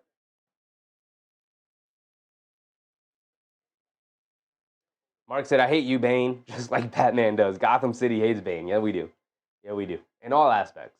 In whichever form and iteration that Bane takes. Whether it's a basketball player or a monster on steroids. Bridges misses a right corner three. Anthony Black with a rebound. Bringing it down. Leaves it off for Bane. Bane a straightaway three. Come on, Knicks. Desmond Bane knocks down 2 threes in a row and knocks it back to a three-point game. Just as you were building momentum, Desmond Bane pulls his team right back into it. Now here come the Knicks bringing it down the other way. Orlando's 9 for 22 from three. The Knicks are 8 for 23 from three. Josh Hart driving to his right in the lane. Bends off of Jalen Suggs. It's definitely an offensive foul on Josh Hart. They didn't call it. And he knocks down the little fall away push shot. Knicks catch a break there. Bane has it up top being guarded by Bridges. Coming to his right off the Wendell Carter Jr. screen. Driving it down to his right in the lane. Scoop lay with the right hand over Bridges. Got it to go. And Bridges pleading his case with the officials that Bane used it off arm to fend off Bridges, contesting the shot. Either way, that's 2 points for Desmond Bane and the Orlando Magic. Here comes New York. 3-point game, 1 possession game. Josh Hart has it on the left wing, being guarded by Desmond Bane. Driving to his right in the lane, leaves it off for Brunson. Brunson quickly fires a right wing three. Way off, can't get it to go. Out of bounds off of Robinson, battling for the rebound. 5 minutes to go now.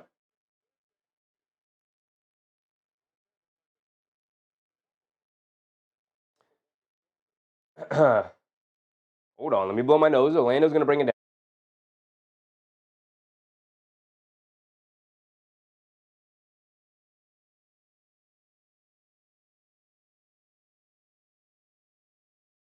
Once we get to freezing temperatures, man, it's tough. It gets tough. Mark said, put the bat signal for OG on Bane. Yeah, Bane's going off so far here in this third quarter to pull his team back into it. The Knicks went up by double figures, and Bane has pulled them back in. And here we go. We're under 5 minutes to go. Our timer is caught up. Bane has it up top, being guarded by McBride. Coming to his left, hands it off to Anthony Black. Black coming to his right, off of Wendell Carter Jr. screen. They're trying to duck under the screen, dare him to shoot. Way off on that three-point attempt. Bridges skies for a rebound, and now here comes Brunson bringing it down the other way. Cross-court pass to Bridges, crosses over to Josh Hart. Josh Hart in the right corner, step back, a little fall-away jumper in the paint again, and that's 2 in a row for Josh Hart, and that little step back, mid-range pull-up jumper. Bane has it up top, attacking to his left against Bridges. Steps through, scoop play with the left hand, and he got it to go. Bridges looked like he almost got the block there, but good English on the ball for Desmond Bane. Got it to squeak right past him. 70-73, that's 10 straight points for Desmond Bane. Brunson down the lane, leans in. Mid-range pull-up jumper over to Silva. In and out, can't get it to stay. De Silva with the rebound, and now here comes Bane bringing it down the other way. We put a body on Bane. Bridges knocks the dribble out of bounds. Good hands from Bridges.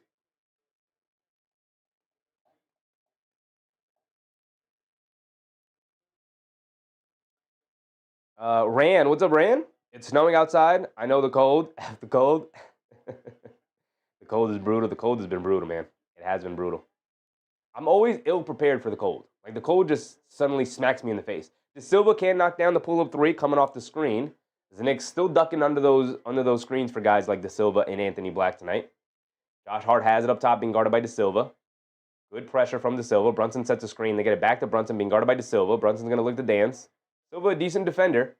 Brunson kicks it out to Josh Hart. Josh Hart lines up a three, knocked down a couple of mid-range ones, and then fires it up from three-point range. Love to see Josh Hart knocking it down. Back up by 6. Here comes Anthony Black bringing it down. He has it up top. They get it over to Wendell Carter Jr. Hands it off to De Silva. Coming to his left off the screen. Snaking in the lane. Throws up a floater over Hug Porty. Too strong, can't get it to go. Hug Porty knocks the rebound over to Brunson. Hug Porty big inside the paint tonight. Fantastic minutes from him. Good screen for Brunson. Driving it down. Runs right into Suggs, and they call a blocking foul on Suggs. It's going to send Jalen Brunson to the foul line for 2 free throws. Love to see it. Love to see it.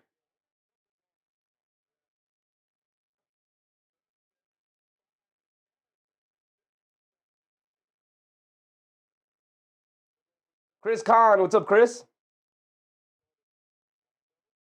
Mark.tv said, Josh Hart shooting the hell out of the ball lately. Glad to see. I mean, he's shooting all over. I mean, everywhere, yeah. Top of the key, wings, corners, it doesn't matter. It doesn't matter. He does not discriminate. He's knocking it down from all over the court. Mid-range, he's been on fire from the mid-range, especially tonight. Knocked down a couple in a row. Brunson knocks down the first free throw. He's got another one coming. Angel said, crunch time, baby. I mean, let's just have a nice solid lead and not have to bring out the cardiac Knicks. DCL Love, what's up, DCL? I like our substituting from the Knicks, building confidence and saving energy for the fourth quarter. True. Mike Brown's been pretty decent at that all year long. Don't have too many complaints on a nightly basis. Sometimes, every now and again, I'm like, I don't know about that one. But for the most part, he's been very good with his substitution patterns. Brunson knocks down both free throws. Bataze is in along with Boncaro and Suggs. They get it to Boncaro in the mid-range against Josh Hart. They kick it out to Suggs. Good defense from Hart. Jab step coming to his right, blows past Clarkson in the lane against Hug Porty. Can't get the layup to go. Good defense from Hug Porty. Went straight up. Josh Hart bringing it down. Leaves it over to McBride. Extra pass to Clarkson. The left corner three. Clarkson. Too strong, can't get it to go. Battle for the rebound. Anthony Black skies over Hug Porty and grabs it. Here comes Boncaro bringing it down the other way. He has it up top, being guarded by Clarkson. Got nice fancy dribble in the lane. Kicks it over to Black. Now in the corner to Suggs. Open left corner three, and he got it to go. Brunson bringing it down. Being guarded by Black. Now driving to his left in the lane. Fends off the defender. Fall away jumper for Brunson. In and out again. Can't get it to go. How many times has Brunson put up a shot where it's rattled in and out? And they throw a lob up to Anthony Black. Brunson, good hustle back. Knocks it out of bounds. And Brunson yelling to the refs. The Knicks don't have a challenge, so. Brunson looked at the bench and he gave a little signal to the challenge. But the Knicks lost their challenge on a terrible challenge attempt from Mike Brown. Didn't like that challenge attempt at all. Mark said Terrell was the better Suggs. True. Let's have Jalen Suggs make an all-star game before we could even bring him up in that discussion. Jason said, my favorite YouTube doc is pretty worried about this Franz injury. Really, not looking great. He's thinking MCL, PCL issue. Oof. Was that Brian Suterber? Let's refresh this for the Franz Wagner search. Any other updates?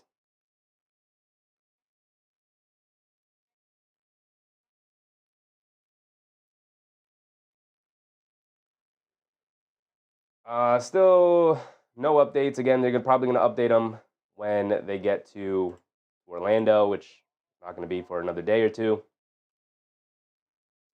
Begley doesn't have anything about Wagner either. You reevaluate on the team's return to Orlando, so they won't put out a statement until they come back to Orlando. Maybe if I look up Brian Suterer.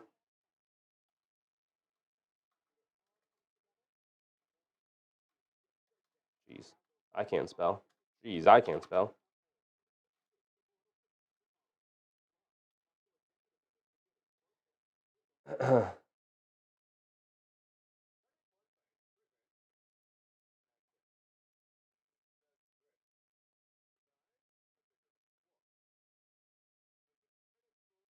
Oh, he's got the video up already.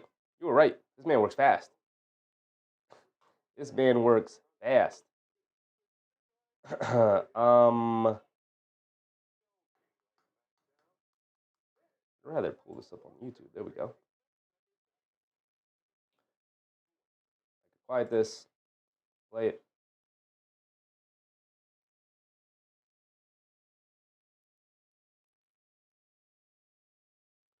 Why is this in slow motion? It is not in slow motion. Okay. We could probably pull this up and watch this in a second. But for now, we're going to focus on our game. Ruzande, what's up, Ruzande? Everything is not about it blows out a blowout as long as we win the game. Let's go Knicks. Absolutely. Absolutely. 1-point win, 20-point win, 50-point win. Give me a win. Give me a win. I like the easier wins, but just give me a win. Yeah, I said Mitch and Hug Porty playing well for Cat and winning with McBride and Brunson missing shots they make. Yeah. Yeah, Brunson and McBride have missed very makeable shots, for sure. McBride 0 for 5 from 3, Brunson 1 for 6 on like pretty decent looks all night.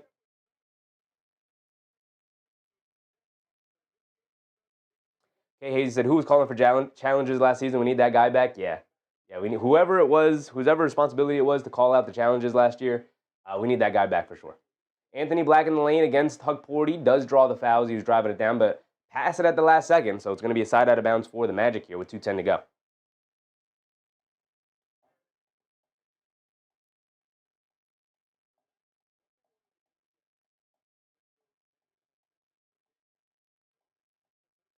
Jason said, dude is amazing. He pumps these videos out insanely fast. Yeah, that's crazy fast. That is crazy fast. It just happened. Boncaro has it, puts up the layup, can't get it to go. Hug Porty with the rebound to get it over to Anunoby. Anunoby bringing it down. Hit ahead pass to Brunson. Brunson takes out to Clarkson. Clarkson a straightaway three. He's open. In and out, can't get it to go. Come on, big Clarkson. I know everybody's missing threes today, but we need somebody to step up and knock down some threes. To get it over to Bataze. Bataze over to Jones. Jones coming to his right. Over to Black. Dancing with it against McBride. Pulls it all the way back out. Coming to his left off the Boncaro screen. Down the lane against Anunoby. Gets blocked by Hug Porty or somebody. Bataze tried to leave it off to Boncaro. Gets knocked out of bounds. The refs don't know who knocked it out of bounds. And they're going to say it's a jump ball.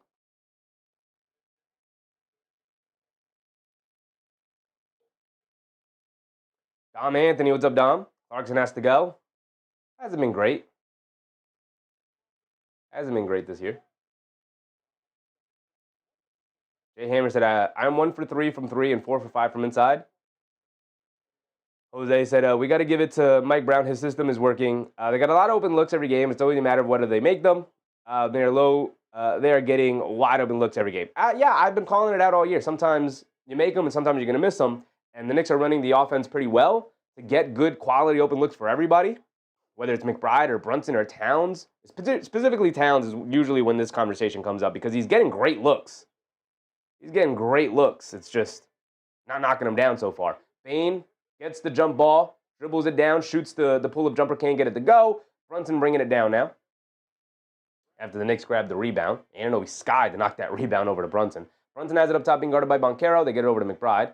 McBride attacking to his left against Desmond Bane. Scoop play with the left hand, can't get it to go. Knocked out of bounds by, I believe, the Magic. McBride hit the floor hard.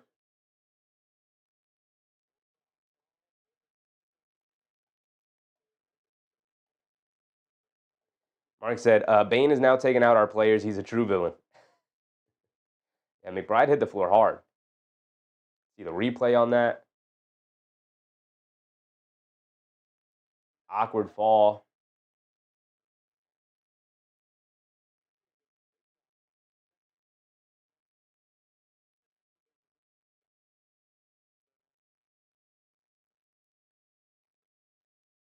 McBride's still on the floor. Now he's back up. Oh, they did call a foul call. Finally. McBride's at the foul line for 2 free throws. He knocks down the first one. Maybe they can get his three-point shot going. Recalibrate that jump shot, brother. Recalibrate that jump shot. Anthony GNT said supporting will be much better when he realizes he doesn't have to block every shot. Who's that? David Osh Jr. said, JC, okay, he's getting adjusted to playing with a good team. Nah, I think this is pretty much who he's been throughout his career. And now he's 33 years old and aging out of being as good. So, you know. Desmond Bane trying to quickly get a layup on the other end as McBride knocked down both free throws. He misses it. Good hustle from Hukporti. Now he comes back the other way and draws the foul. He's going to go to the foul line for 2 free throws. Foul on Bataze. Hukporti all over the place tonight. He's been fantastic. I absolutely love how Ariel Hukporti has played. As a matter of fact, as of right now, he's on the short list for Defensive Player of the Game, but the Knicks can pull this one out.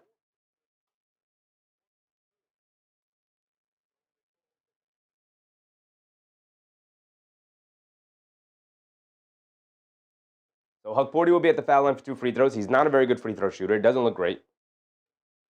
A little over a minute to go here.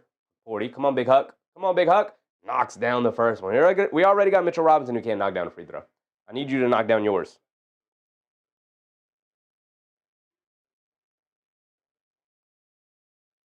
Hukporti, 23 years old, doing his thing. Mark.tv said Huck's been playing well. I think he's been fantastic defensively.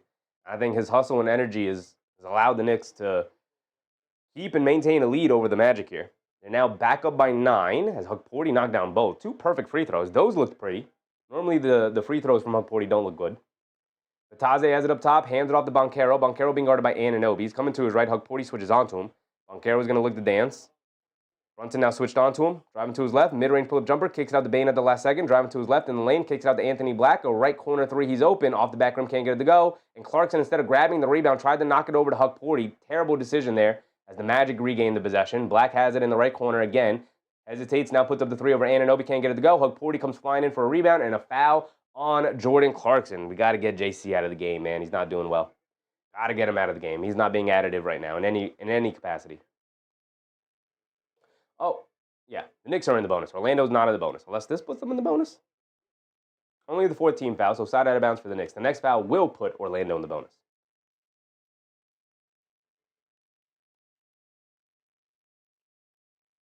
They get it over to Tyus Jones. Jones gets it over to Bane. Bane being guarded by Bridges, coming to his left, dancing with it, down the lane, spins to his right, stop, turn, kicks it out. Jones, a left wing 3 over Clarkson, off the back rim, can't get it to go, and Bridges finally snags a rebound. And now here comes Brunson bringing it down for the final shot of the quarter. The shot clock is off. 10 seconds to go. Brunson being guarded by Bane, calling for a screen from Anunoby. Brunson's going to dance with it, coming to his right. Banchero switched onto him. Brunson stops, step back, pump fake, steps through, throws up a long floater, in and out halfway down, and he can't get it to stay yet again. Not a good look for Brunson. Waited too long to get the shot off, but that will be the end of the quarter there. Knicks take a 9-point lead into the 4th quarter. Can they hold on to it? Can they build on the lead? Can we pull off a victory against a Franz Wagner list and injured Paolo Banchero or minutes restriction Paolo Banchero Orlando Magic team? Man, the Magic have done well to hold on strong and stay in this one despite so many factors going against them. But the Knicks should be able to pull this one out here today at home, this matinee affair. Yak said Hukporti leads the league per minutes and blocks. Not all that surprising, considering his minutes per game is probably really low. Considering he is, so far for the most part of the year, has only played in blowouts.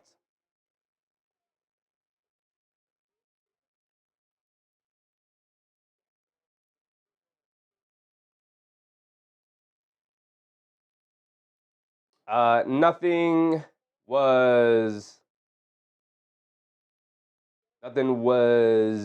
overnight. Nothing was overnight. What's up, nothing? The Lennon Banchero played good minutes today, I see. He has played so far. These are yesterday's scores. We could also go over tomorrow. What we're doing tomorrow. What game we're doing tomorrow. So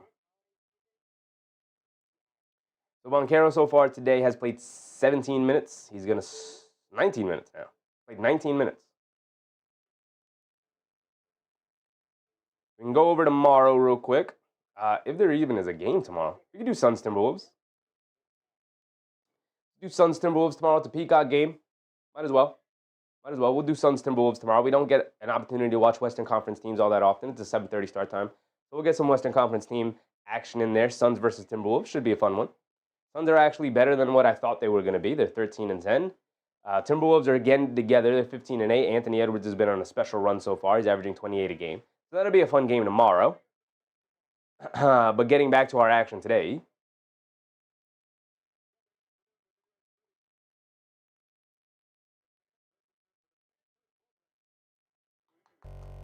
Here we go. Oh, that's the wrong one. That's the one. Here we go. Knicks up by 9. Coming back out. Who are we coming out with? Brunson on the bench. Josh Hart on the bench.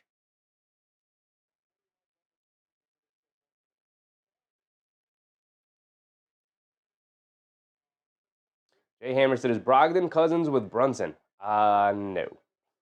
Their names are just similar. But here comes Tyler Kolek. The Knicks come out with Kolek, Clarkson, Bridges, Robinson, and Anunoby. Kolek has it up top. Coming to his left off the Robinson handoff to the basket. Lefty layup. Got it to go. Went nice and quick and got it to go. Knicks back up by 11. Ties their largest lead of the game. Now here comes Banchero bringing it down the other way. Banchero has it up top. Coming to his right off the Tyus Jones screen.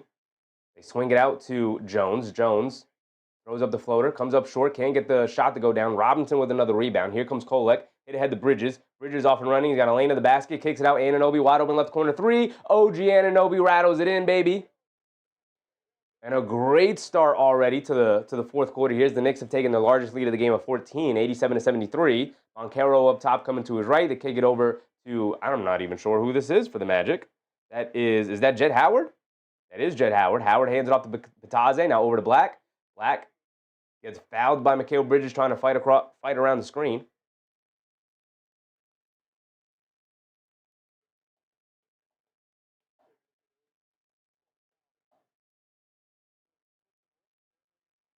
Mark said, Bridges is making some dumb fouls lately, uncharacteristically of him. I do prefer, I actually think I'm okay with him fouling a little bit more. Really didn't foul at all last year, and I think that was a sign of him not being aggressive enough defensively. Like, as Anunoby stops Anthony Black from going down low, and Kolek hits Bridges down the lane for the easy scoop layup. OG Anunoby's he's so impactful, dog. He's so impactful. Like, you can't even drive to the basket with him in the vicinity, because he's going to dig down low and take that ball out of your hands. He's so good. I love OG, man. The Knicks are such a different ball club when OG is available. This is why the fact that they are 15-7 and we're 13-7 before he got back was fantastic, because you survived the OG Anunoby-less minutes. You know? I mean, the OG Anunoby-less games. Survived them. You actually did pretty well. Right? It was a decent stretch in the schedule there for you to do so. But the team fundamentally changed. I tell you all the time, the way I describe him is he's the perfect puzzle piece. Makes everybody else fall into place. Right? You can take Bridges off of the initial on-ball action. You have him on the wings. They usually put him on the bigger wings, which allows Mikal Bridges to chase around guards and jump passing lanes and play free safety. Just makes everything work.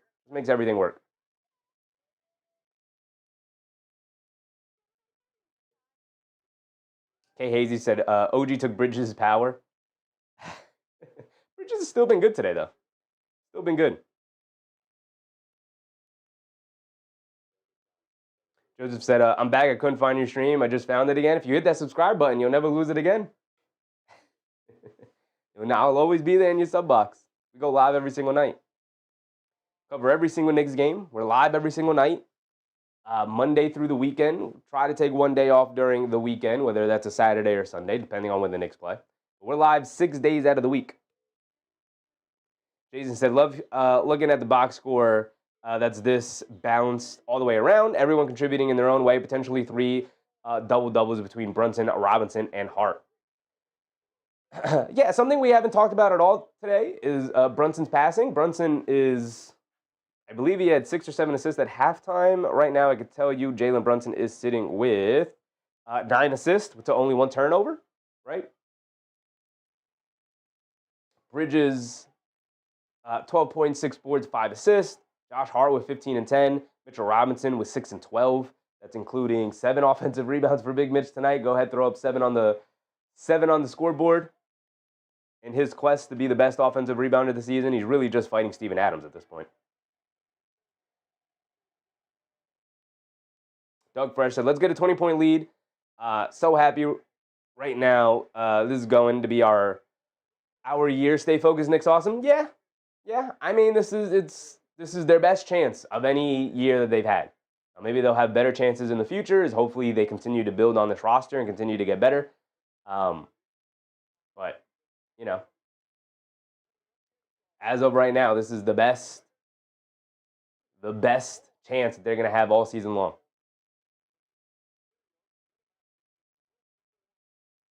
Here we go. Suggs back in, hands it off to Black. Anthony Black coming to his right, gets it out to Jett Howard, dancing with it against Jordan Clarkson. Back to Wendell Carter Jr., hands it off to Suggs. The deep left wing 3 for Suggs. Way off, hit the backboard first. It was so bad that it went right to Anthony Black, right back to Jalen Suggs after the Black rebound, and he fires yet another 3, and he misses yet another 3. Now Brunson has it up top, being guarded by Jalen Suggs. Coming to his right after the Robinson screen, driving it down in the lane, kicks it in the corner. Anunoby, quick catch and fire from 3, just kind of heaved it up there, can't get it to go. Good box out from Wendell Carter Jr. on Robinson to keep him off the glass. Here comes Jett Howard bringing it down. Hands it off to Anthony Black. Black gets it over to Wendell Carter Jr. Carter Jr. hands it off to Jett Howard. Coming to his right, stops, pulls it back out. Picks up his handle, gets it over to Carter Jr. Carter Jr. in the high post. Gets Anthony Black cutting back door. Gets fouled by Mikal Bridges. Got it to go. Not a good foul from Bridges. You tried to wrap him up, but Black was already up in the air. So he didn't want to pick up the flagrant, I assume, and just let him go at that point, but already fouled him. So Anthony Black has the easy layup and will go to the foul line for one more. Cross signal. What's up, cross signal? They got this? I hope so.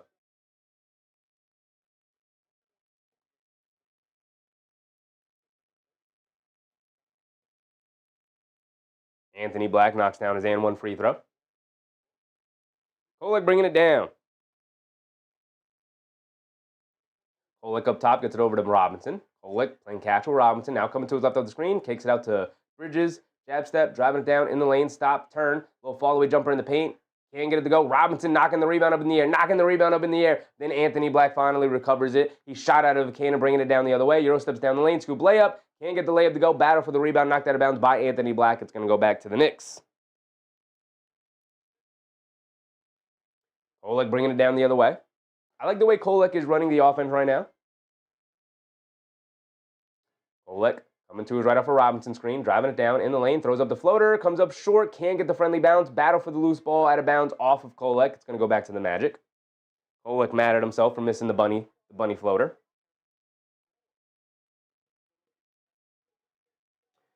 Cheryl Mikowski? What's up, Cheryl? Hope you're having a good time tonight. Appreciate you. Jalen Suggs bringing it down. Get over to Black, now back to Suggs. Suggs dancing with it against Anunoby, driving it down in the lane against Robinson, gets under the basket, kicks it out to Anthony Black, a straightaway 3. Off the back rim, can't get it to go. Jordan Clarkson with the rebound. Here comes Clarkson, bringing it down the other way. Clarkson coming to his left, blowing past the defense in the lane, picks up his handle, and they call a travel on Jordan Clarkson.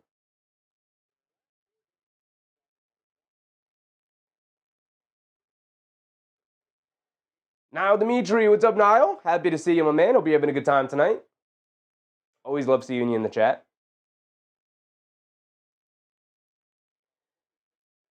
Here comes Jalen Suggs bringing it down. Suggs up top. Knicks still holding on to this 13-point lead, but not able to build onto it right now. Suggs kicks it out in the corner.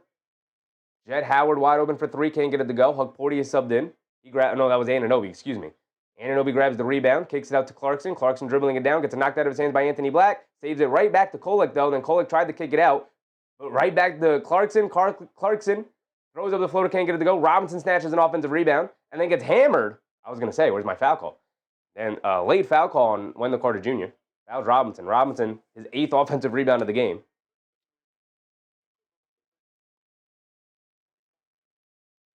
Dom Anthony said Clark is a wreck. Yeah, not good. Not good for Jordan Clarkson.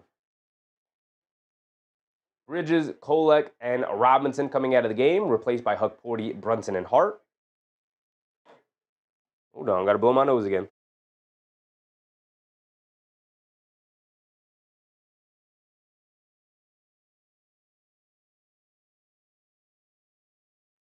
And they get it into Anunoby. Anunoby on the right wing, coming to his left at the Hug Porty screen. Step back, fall away mid-range shot for OG. In and out, can't get it to go. Hug Porty, the offensive rebound, but knocked out of his hands by Bane. And now here comes Tyus Jones bringing it down the other way. Leaves it off for Black. Black Euro steps down the lane, scoop layup. Gets it to go over Jordan Clarkson. Brunson will bring it down the other way. Under 8 to go. More than enough time. The Knicks have to keep the Orlando Magic down. They got to keep their foot on the gas pedal. Brunson dancing with it against Anthony Black. Now Tyus Jones switches onto him. Brunson's going to put him in the post and bring him down. They show a double team. They kick it out to Josh Hart. Josh Hart over to Clarkson. Pump fakes, driving it down. Kicks it out. Brunson. Wide open left corner 3. Good pump fake on Suggs. Sidestep, puts it up at the buzzer. Can't get it to go. Battle for the rebound. Black pulls it out, and he shot out of a cannon. In and out dribble. Tries to blow past Josh Hart. Loses the handle, and Hart picks it up. Josh Hart bringing it down. They show 2. Josh Hart kicks it over to Hug Porty. Hug Porty over to Clarkson. Clarkson wide open right wing 3. Airballs it.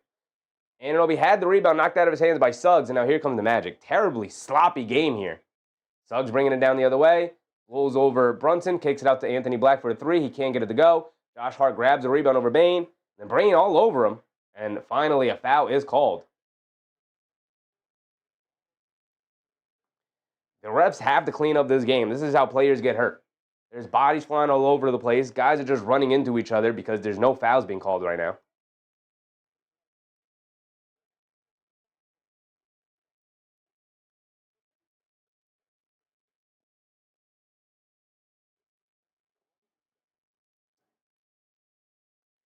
Mark said, Orlando playing real dirty basketball right now. Desperation. Yeah, it is getting a little dirty out there. That's 4 fouls on Desmond Bane.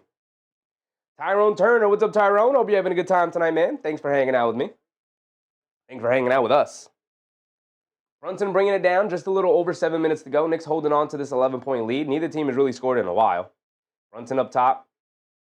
Dancing with it. Now coming to his right. Ball knocked loose. Bane able to pick it up. Wide open the other way and gets the easy lefty layup to go. Bad turnover from Brunson there. Got him out in the open corner. An easy layup for Desmond Bane. It's a 9-point game. Brunson gets it out to Anunoby. Anunoby back to Brunson. Brunson coming to his right. Bane switched onto him. Brunson crosses over to his right, driving it down, kicks it out to Anunoby, down the lane. A lot of contact, leaves it off for Hug Porty, and Hug Porty eventually gets fouled. He's going to go to the foul line for 2 free throws.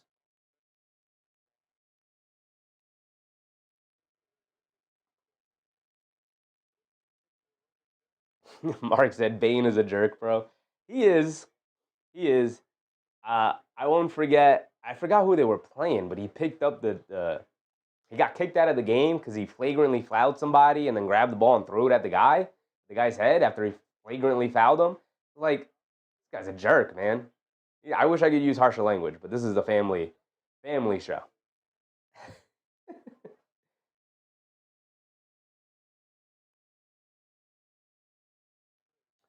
Hug Porty knocked down the first free throw, knocks down the second free throw.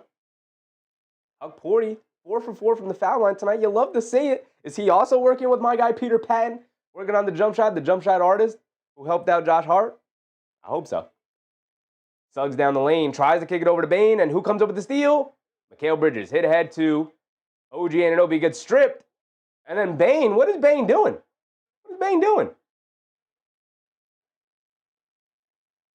See, there's Bane. There he is. Mark said OG got hacked.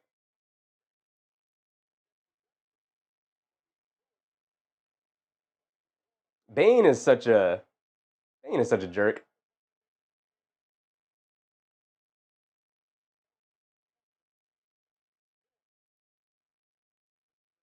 They should just kick Bane out of the game.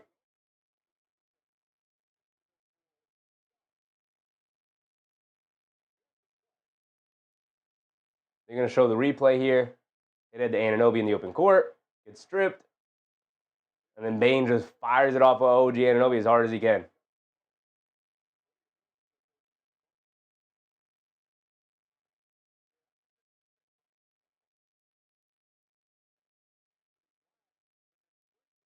Bane is going nuts. He's done this before. That's the I mean, this is just like a disappointing aspect of Desmond Bane, that he's just like not a good dude at all.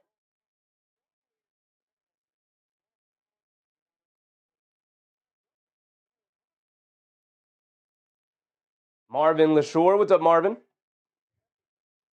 McBride ain't killing this game. Nah, he's not having a good shooting game at all. I mean, very few players for the Knicks are. Very few players in this game all around are.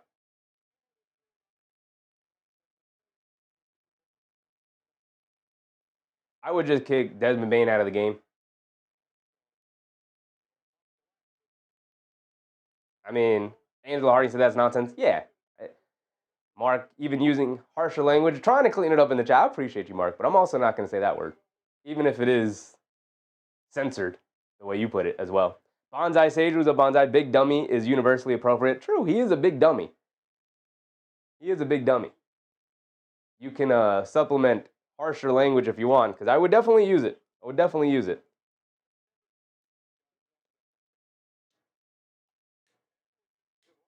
Mark said hostile act. Yeah, I mean, look, man. He threw the ball as hard as he could at OG Anunoby.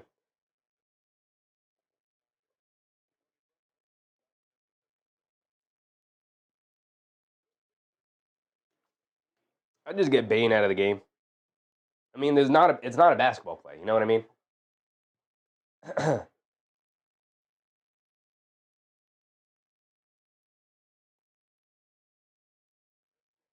Jay Davis said Clarkson needs some time off. That's one way of putting it. Yeah, he might need some time off. Let's see what the officials rule here. I hope they just get him out of the game. It's gonna get worse if you let him stay in. It's already getting too physical. The refs have to take control of this game.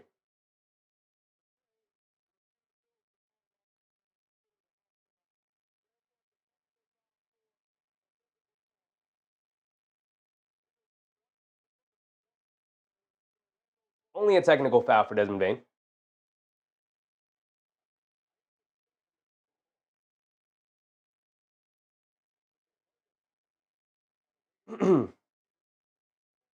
Mark said Gotham City really hates Bane now.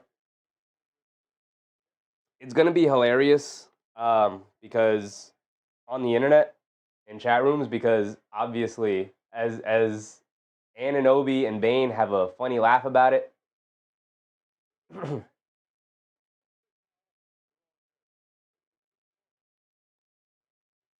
Anunoby's too good of a guy. Anunoby's too good of a guy. Brunson knocks down his and one free throw. I mean, his technical free throw. 12-point lead for the Knicks. Mark said, I predicted this earlier. We've seen him do it before. I would just get him out of the game. It's only going to get worse. He's only going to get worse. He's going to continue the antics. Mark said they're booing the crap out of him, as they should. As they should. Here comes Jalen Suggs bringing it down. Suggs has it up top. They get it over to Wendell Carter Jr. And a foul off ball on OG Anunoby. And now suddenly they're going to start calling every little ticky-tack foul. But the officials have already allowed this game to get way too physical. You know, so now they're going to start cleaning it up. You're going to start seeing a lot more off-ball fouls, away from the play fouls. They're going to try and slow down the pushing and the shoving, especially off ball here. Bane has it up top, being guarded by Bridges. Now they get it over to Suggs, back to Bane. Bane coming to his left off the screen. Kicks it over to Banchero, a deep three. Comes up short. Anunoby with the rebound. Here comes OG. OG up top and gets fouled by Paolo Banchero. As Suggs is hurting, he limps off the court. So the Magic, after a tumultuous season last year with injuries after injury after injury after injury, Franz goes out with what seems to be a pretty serious injury, and now Jalen Suggs goes back to the locker room with a limp, has been holding on to his side all night long. Something is wrong with either his leg or his groin or his side or his back or something, but he is limping back to the locker room. So now the Magic are down Suggs, and they are down Franz Wagner. So it's going to be up to Desmond Bane and Paolo Banchero to figure something out for this Magic team, who are currently down 12 to the Knicks. Brunson dribbling it down, gets to the foul line, stops, turns, pivots, spins, got nowhere to go, kicks it over to Hugporty. Hugporty kicks it out to Josh Hart. Josh Hart up top, driving it down at the foul line, little pull-up mid-range jumper, and Josh Hart has just suddenly said, I'm never missing another mid-range shot in my life. Knicks back up by 14 here. 5:20 to go. Banchero gets it over to Anthony Black, now over to Banchero. He's going to dance with it against Josh Hart. Kicks it over to Carter Jr., back to Black. Black back to Banchero. Pump fakes from three, drives it down in the lane, gets fouled by Brunson. He's going to go to the foul line for 2 free throws with 5:10 to go. Mark said, Joshy Poo in the boxer brief commercials. Okay, young man. Crazy. Curly Davis said, why is your game clock a minute ahead? Because I forgot to stop it. I just let it tick down too far. But we'll catch up. 5:10 to go. Boncaro with the foul line for 2 free throws. Gets the first one to go. Bernard Johnson said, now it's time to turn it up. For sure. Mark.tv. Mitty Hart. Not missing.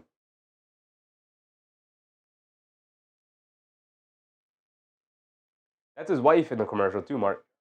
Him and his wife. Here comes Brunson bringing it down. Boncaro knocked down both. Yabusele is in the game. And here we go. Under 5 to go. Bridges has it up top, being guarded by Boncaro. Coming to is right off the Hart screen. Down the lane, leaves it off for Hug-Porty. Hug-Porty kicks it out to Josh Hart. Josh Hart coming to is right off the Hug-Porty screen. A pull-up 3 for Josh off the screen. Comes up short. Long rebound. Brunson able to pick it up. Along the baseline. Pulls it out. Being guarded by Black. Driving to his left in the lane. Goes up. Lefty layup. Gets the layup to go against Anthony Black. There you go. JB getting an easy one there. Here comes Boncaro bringing it down. 14-point lead for the Knicks yet again. They're just trading baskets. Anthony Black has it. They kick it out to Jet Howard. But no, Jalen Brunson draws the offensive foul on Wendell Carter Jr. trying to roll to the basket. 4:28 to go. Ball going back to the Knicks. And we're going to get a full timeout from the Orlando Magic here. Want to talk a couple of things over. The Magic are going to use a challenge here. They're going to use a challenge here.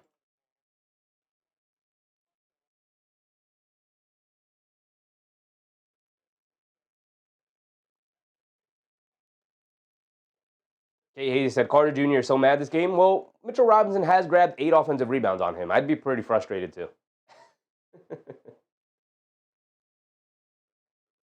Mark said, oh yeah, definitely noticed that too. Okay, young lady, family affair. Everybody got in on the action. Everybody wanted to be a part of the commercial. Bernard Johnson said, Josh has really been working with that shooting coach. He has, man. He has. I mean, I might have to make a Peter Patton graphic to throw up here because he's as big of a star for this Knicks team as anybody. The work he has done with Josh Hart has been, oof. It's always been in there for Josh Hart, which is why it's always been frustrating when he turns down open looks from 3. I don't need you to be Klay Thompson. I don't even need you to be a 40% three-point shooter. You got to get to 36, 37% because you're more than capable of doing it, and you're getting wide open looks. So I know it's in there. And so far this year, it's been the year for him. It's in there.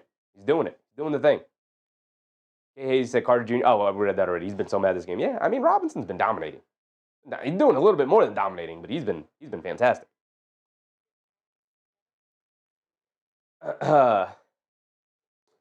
Maran said Atlanta 6, Seattle 7. Yeah, football is off and running. I like that the Knicks are getting their game over with so we can get done with our basketball game, go enjoy some Sunday football. After February, when the football season ends, we might lock in on the weekends and just do like a full weekend day, whether it's Saturday or Sunday, of basketball, because usually Sundays are reserved for, early start times like this, matinee games, all the way to the end of the day. So we might do something like that once the football season ends, but as long as football is around, it's tough to do non-Knicks games when a football game is on, because nobody's checking out for non-Knicks games over around here. Okay, he said, yep, Huck and Yabu have been great. I think Huck has been great. I think Yabu has been serviceable. I mean, he's knocked down 2 threes, and I think he's had some great hustle plays, snagged some good rebounds, boxed out well. He's done that, so he's been good. This has probably been his best game of the season. But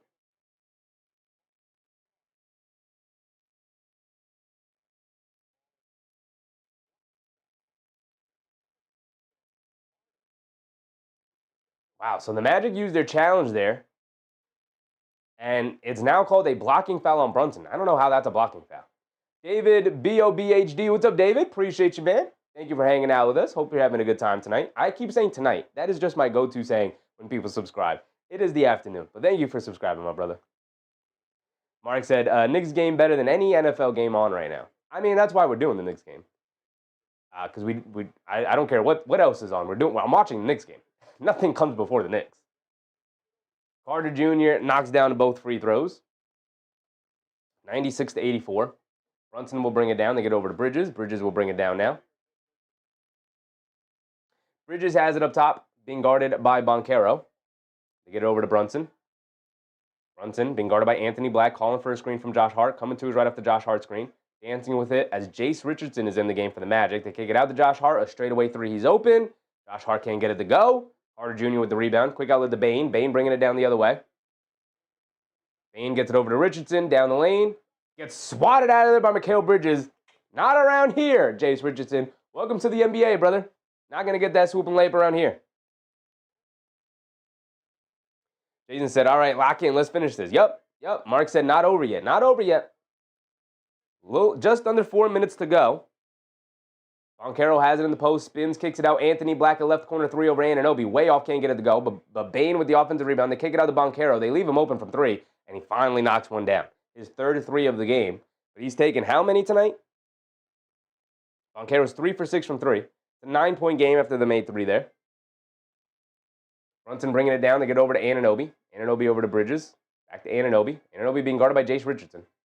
Definitely take advantage of that matchup. He blows past the defense down the lane, leaves it off for Hugporty. Hugporty kicks it out to Josh Hart. Josh Hart swings it over to Bridges. Now over to Anunoby. He's going to pump fake. Blow by the defense in the lane. Big two-handed hammer. The Knicks swinging it around ends up back in Anunoby's hands, and that's why you should just always give the ball up, because 9 times out of 10, if the team is swinging the ball around the way they should, it's probably going to end up back in your hands. Banchero has it in the post against Anunoby, kicks it out to Anthony Black, crosses over to his right. Anunoby almost came up with the steal, but they kick it out to Jace Richardson for a three, and he splashes it over Josh Hart. So now it's an 8-point game. Trading twos for threes. Here we go. Just under 3 minutes to go. Brunson bringing it down. Get it over to Josh Hart. Josh Hart over to Bridges. Bridges over to Anunoby. Right corner three wide open.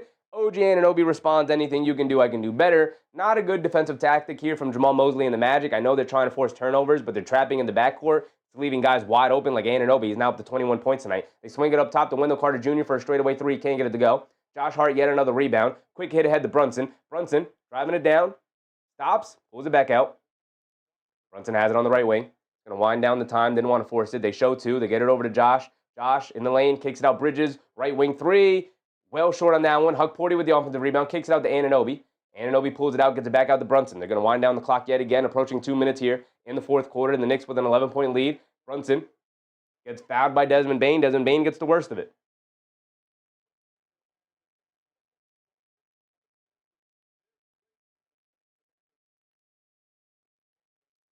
Brunson, hilarious. Brunson got fouled by Bane and got knocked into the stands, out of bounds. And Jamal Mosley, I think, came over. Oh, he fell right into Jamal Mosley's lap. And then Jamal Mosley tried to hold him up. And then when Brunson got up, pushed Jamal Mosley away from him. But Jamal Mosley was an assistant in Dallas when Brunson was obviously there in Dallas. And then they dap up after the funny, friendly push. But the Knicks are having fun out there.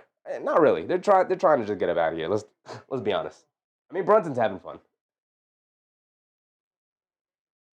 Are we going to get a timeout here? Guys are sitting on the bench.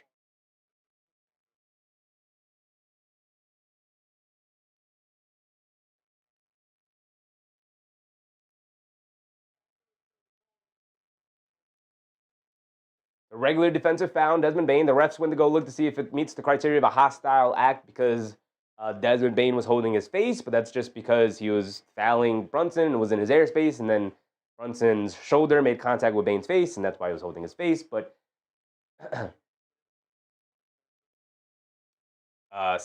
2 free throws? 2 free throws for Brunson. The Knicks are in the bonus.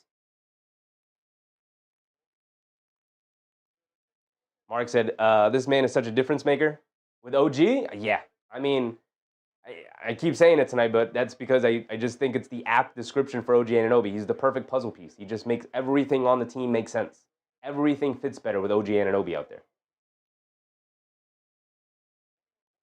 MBM said, roll them up. These guys ain't playing nice. No, they are not. Okay, he said, OG is winning us this game. Yeah. I mean, it hasn't been a great game all around, but he's 5 for 7 from 3.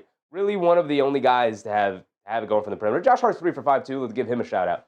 But, Bridges 0 for 4. Brunson 1 for 7. I believe McBride's also 0 for 7. So not a great shooting night from our knockdown three-point shooters. Brunson misses a free throw. Can we knock down our free throws, please?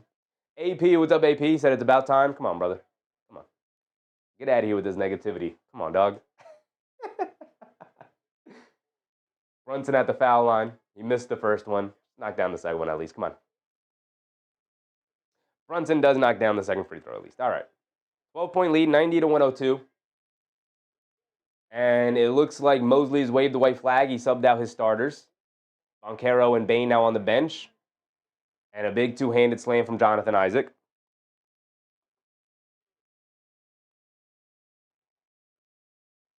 Cross signal said Deuce hurt. Deuce is fine. He just had an off night. Had a bad game. It is what it is. Sometimes it happens. Josh Hart hits Anunoby, comes to the rim, leaves it off for Hug Porty. Two-handed slam, and the Knicks respond. Big two-handed slam from Isaac. Respond with a big two-handed slam from Hug Porty. Shove it over to Isaac. Isaac out to De Silva. And that's a backcourt violation as De Silva couldn't save it in time. And that will probably bring in the bench for the Knicks with 1:30 to go. I saw Kolek sitting at the scores table. Brunson is now out of the game. Yabusele coming in. Brunson sitting with 30 points tonight and 9 assists. Mike Breen said they had him at 10 assists for a while, but they took 1 assist away.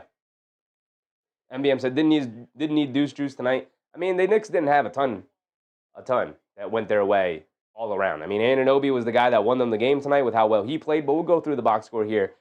We got 95 seconds to go before we tick off the end of the time here.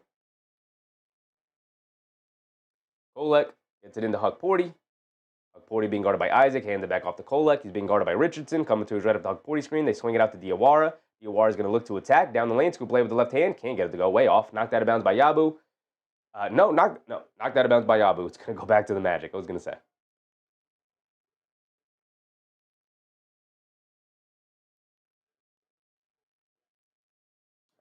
Yeah, I thought it was out of bounds off of Yabu, but they were going to give it to the Knicks.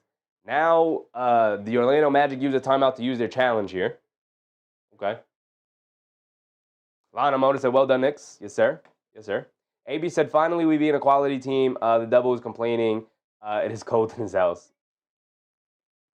Mark said, yeah, that's off of Yabu. It didn't even look like anybody was even in the vicinity. I don't know. The official was standing right there. I don't know how he called it off of the Magic, but they're going to use their final challenge here. Jamal Mosley probably just wanting to get another opportunity here for his team, for the guys that he has in the game right now. Mark said, remember, no Wagner? Yeah, no, I mean, look, it happens. It happens. You play who's in front of you. You play who's in front of you. It sucks that Wagner went down. I hope it's not as serious as it looks. Mark said, our chances of winning went up drastically. It did. It did. Okay, he said, I thought the Magic challenged like 3 times. No, they were going to challenge earlier in the game, K. Hazy, on the I think it was before halftime. One of the end of the quarter shots that Brunson took, and they called a foul, I believe, on Boncaro. And the Magic were going to use a challenge there, but then the ref said, no, this is an official review. No challenges. So it was an official challenge, not a Magic challenge. Zeke said we don't have Cat either. True. We didn't have Karl Anthony Towns. They didn't have Franz Wagner for most of the game.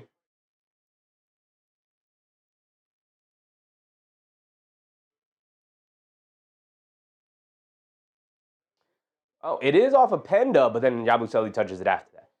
So I thought no Magic was in the vicinity, but Penda did touch it. But Yabu was the last to touch it. So the ball is going to go back to the Magic here. David said, does Cat make a huge difference? He makes an enormous difference. Enormous. Davey said, we don't have Landry Shamet. We are even. Yeah, that's even. No Towns, no Towns, no Shamet. Anunoby's second game back from the injury. For the Magic, no Wagner. No Wagner's all around. No Mo Wagner, no Franz Wagner. And Paolo Boncaro second game back. So are they even? Maybe, maybe not. Who knows? But both sides not at 100%. Abe said, what happened with Towns? Calf tightness. So after the rise of the Achilles injuries, they are no longer messing around with calf injuries, if you say, hey, my calf is a little, can you go to the medical team and the physical therapist and you go, hey, can you just work on my calves a little bit? Calf hurts. You're done. You're done for a while. Like, they are not playing around with it. Noah Penda has it up top, being guarded by Yabusele. We're back into it. Get this one over with. Off the back rim, Penda step back three, can't get it to go. Chases down his own offensive rebound and a layup for Jace Richardson.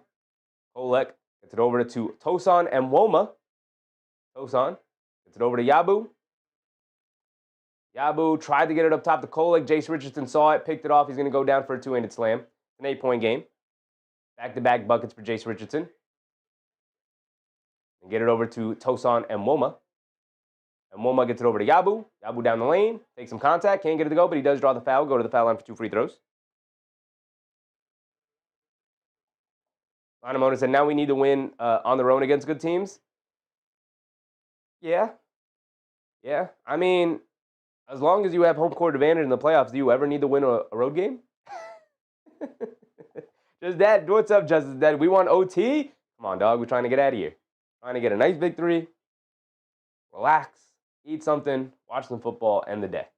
Yabusele knocks down the first free throw.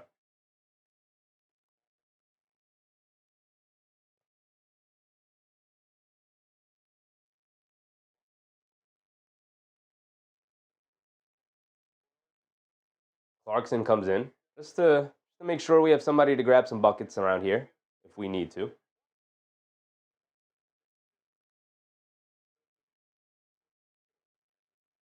AB said, no good because the NBA Cup goodbye, not winning without Towns. Who knows, man? Who knows? Who knows how much he'll be out?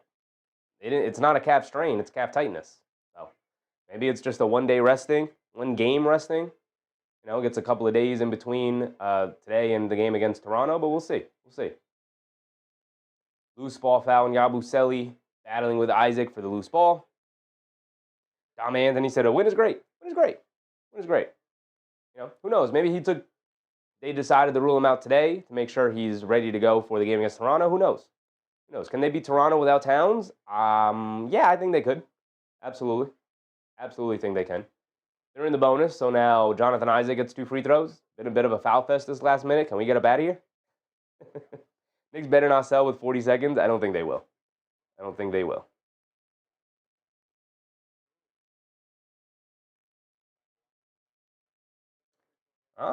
Deuce McBride is injured.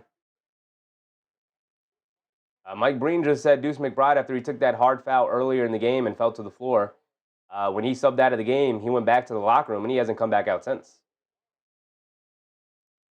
Diawara, nice pass to Clarkson, who cut back door, but smokes a layup. Give my man Diawara an assist, Jordan Clarkson. Come on, man. Ugh.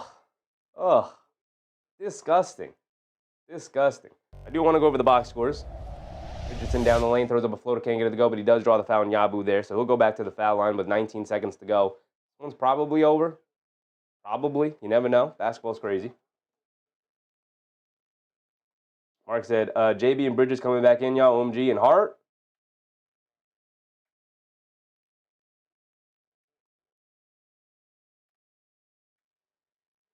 Boncaro ended up with 16 points. Franz Wagner with the 7 points in 7 minutes. He got hurt earlier in the game, subbed out.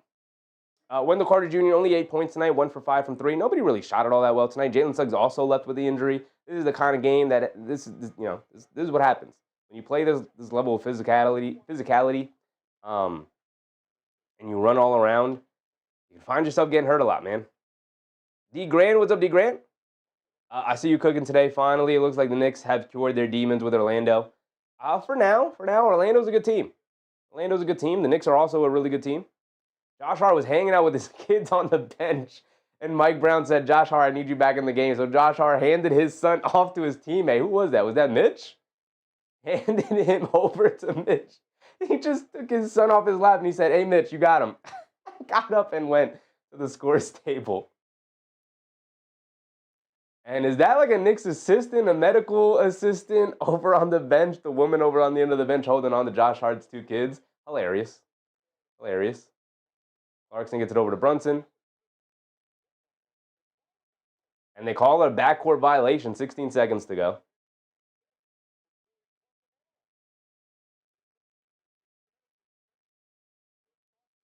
Judge Detson tosses his son aside. That was crazy. That was crazy. He said, oh, God, Daddy's got to go to work. Said, Mitch, handle my son, please. I'll be right back. And another loose ball foul down on the floor. The whistles have been flying. Refs, can we get this game over with, man? Jeez. Yak said Brown pulled the starters too fast. I don't think so. He put him in with 16 seconds to go just to make sure some craziness don't happen. You know, like, look, the finals already ticked off. So I have zero worries. Even though he put the starters back in, like, we're just trying to get the ball past the half-court line. You know, you don't want Diawara and Kolek and those guys having to be responsible for that and then maybe giving away this game. Like, just put the starters in for these last two possessions. They'll get the ball past the half-court line. They'll get fouled. They'll knock down free throws, and it'll be over. So 0% worried at any point in this game. There's 10 seconds to go on the screen, but what I do know, it's already ended. So going over the box scores here, Carter, Bain, Suggs, Jason Richardson, a three. He's going to miss it. There you go. That's going to end it. Loose ball, chasing it. Jason Richardson, another one. Gets it over to Jett Howard, a three at the buzzer. Can't get it to go, and that will finally end it. But here we go. Off the bench, Anthony Black with 14 points. He was 6 for 16 from the field, though, and 1 for 7 from three. Not a good night for him all around with his shooting, but 11 rebounds, 4 assists. He was huge positive impact off the bench for them. Great game from him. Brunson shade points. He needs to be investigated. Sure, buddy, sure. Jalen Brunson tonight, 30 points, 9 assists for JB. Bridges, 12 points. Josh Hart, 17. OG Anunoby, 21. This is why OG Anunoby is so important to this team. 21 big points for OG Anunoby, 5 for 7 from three. Nice to see him back and whatnot. Yabusele with 8, Huck Porty with 6, Miles McBride with 4, and he went back to the locker room with an injury. So hopefully he's all right for Tuesday as well. That's unfortunate. Judge that 13-1 at home. Absolutely. Joseph said Robinson had himself a game. Yeah, I skipped right over Mitchell Robinson. So he scored 6 points tonight, but 13 rebounds for Mitch. 8 of them offensive rebounds for Mitchell Robinson, along with 5 defensive rebounds. But 8 offensive rebounds for Mitchell Robinson. He dominated the glass tonight. Fantastic night for Mitch, filling in for the injured Karl-Anthony Towns. Got to go out there and do his thing. Do exactly what he does well. Raph said, now let's go face Boston. We don't play Boston. We play Toronto next.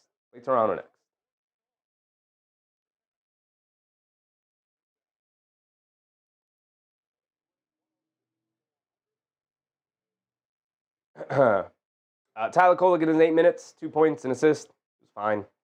I want to give a shout out to Guerschon Yabusele. He had 8 points tonight, but I thought overall his hustle, his impact, the energy he came out with, he knocked down 2 threes, which was great.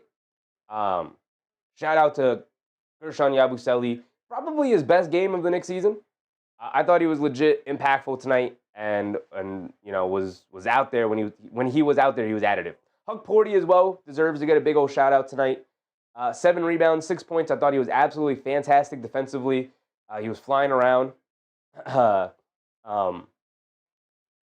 was flying around, blocked a couple of shots, contested at the rim, good box outs, grabbed some strong rebounds. I thought he was great. 3 fouls tonight. I thought Huck Porty was great as the backup big tonight. Raph said, we beat Orlando, and now we can't wait to fade Boston. I mean, I could give or take Boston. I'm not really worried about Boston. Nick's fully healthy. We're going to be all right. Kent Neal, what's up, Kent? What happened to Towns? Towns was out tonight with calf tightness is what the official diagnosis was. Whatever that means. Is it a strain? Probably not, because they probably would have just called it a strain, but they said calf tightness. So maybe a precursor to a possible strain. You don't want to strain your calf, especially with the rise of calf strains leading to Achilles injuries. I don't think they want to test the waters of that. So he expressed some tightness in his calf, and the medical staff was like, all right, you're shut down. You're shut down for tonight or this afternoon. So he didn't play today. I'm not going to lie. I think I expect him to play Tuesday against Toronto, but, it depends on the severity of what the tightness is. It could just be precautionary, and maybe he'll feel better come Tuesday. So we'll just have to wait and see what the update is for Karl-Anthony Towns. He was questionable coming into tonight, by the way. It wasn't like he was definitely ruled out. He was questionable coming in, and then ultimately about an hour before tip-off, they ruled him out. David said, would have liked to beat Orlando with Boncaro and Wagner, but I'll take the W. Yeah, I mean, this Wagner injury sounds somewhat serious based off of what we've seen and what we've heard. Unfortunately, we could take a look at Franz and what he said. Maybe he can give some light, but you're just gonna have to wait on the diagnosis and the exams he's gonna go under to view what's wrong with him, what's wrong with the knee. But it did not look good. Did not look good. With that being said, that is gonna wrap up our show for tonight.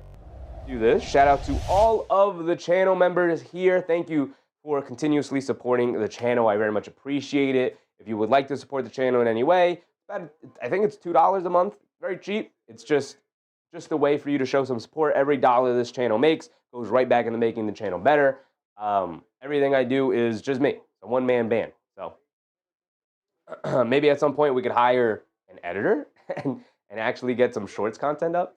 But or maybe some YouTube videos. But as of right now, all of my time and all of my focus is on doing the live streams.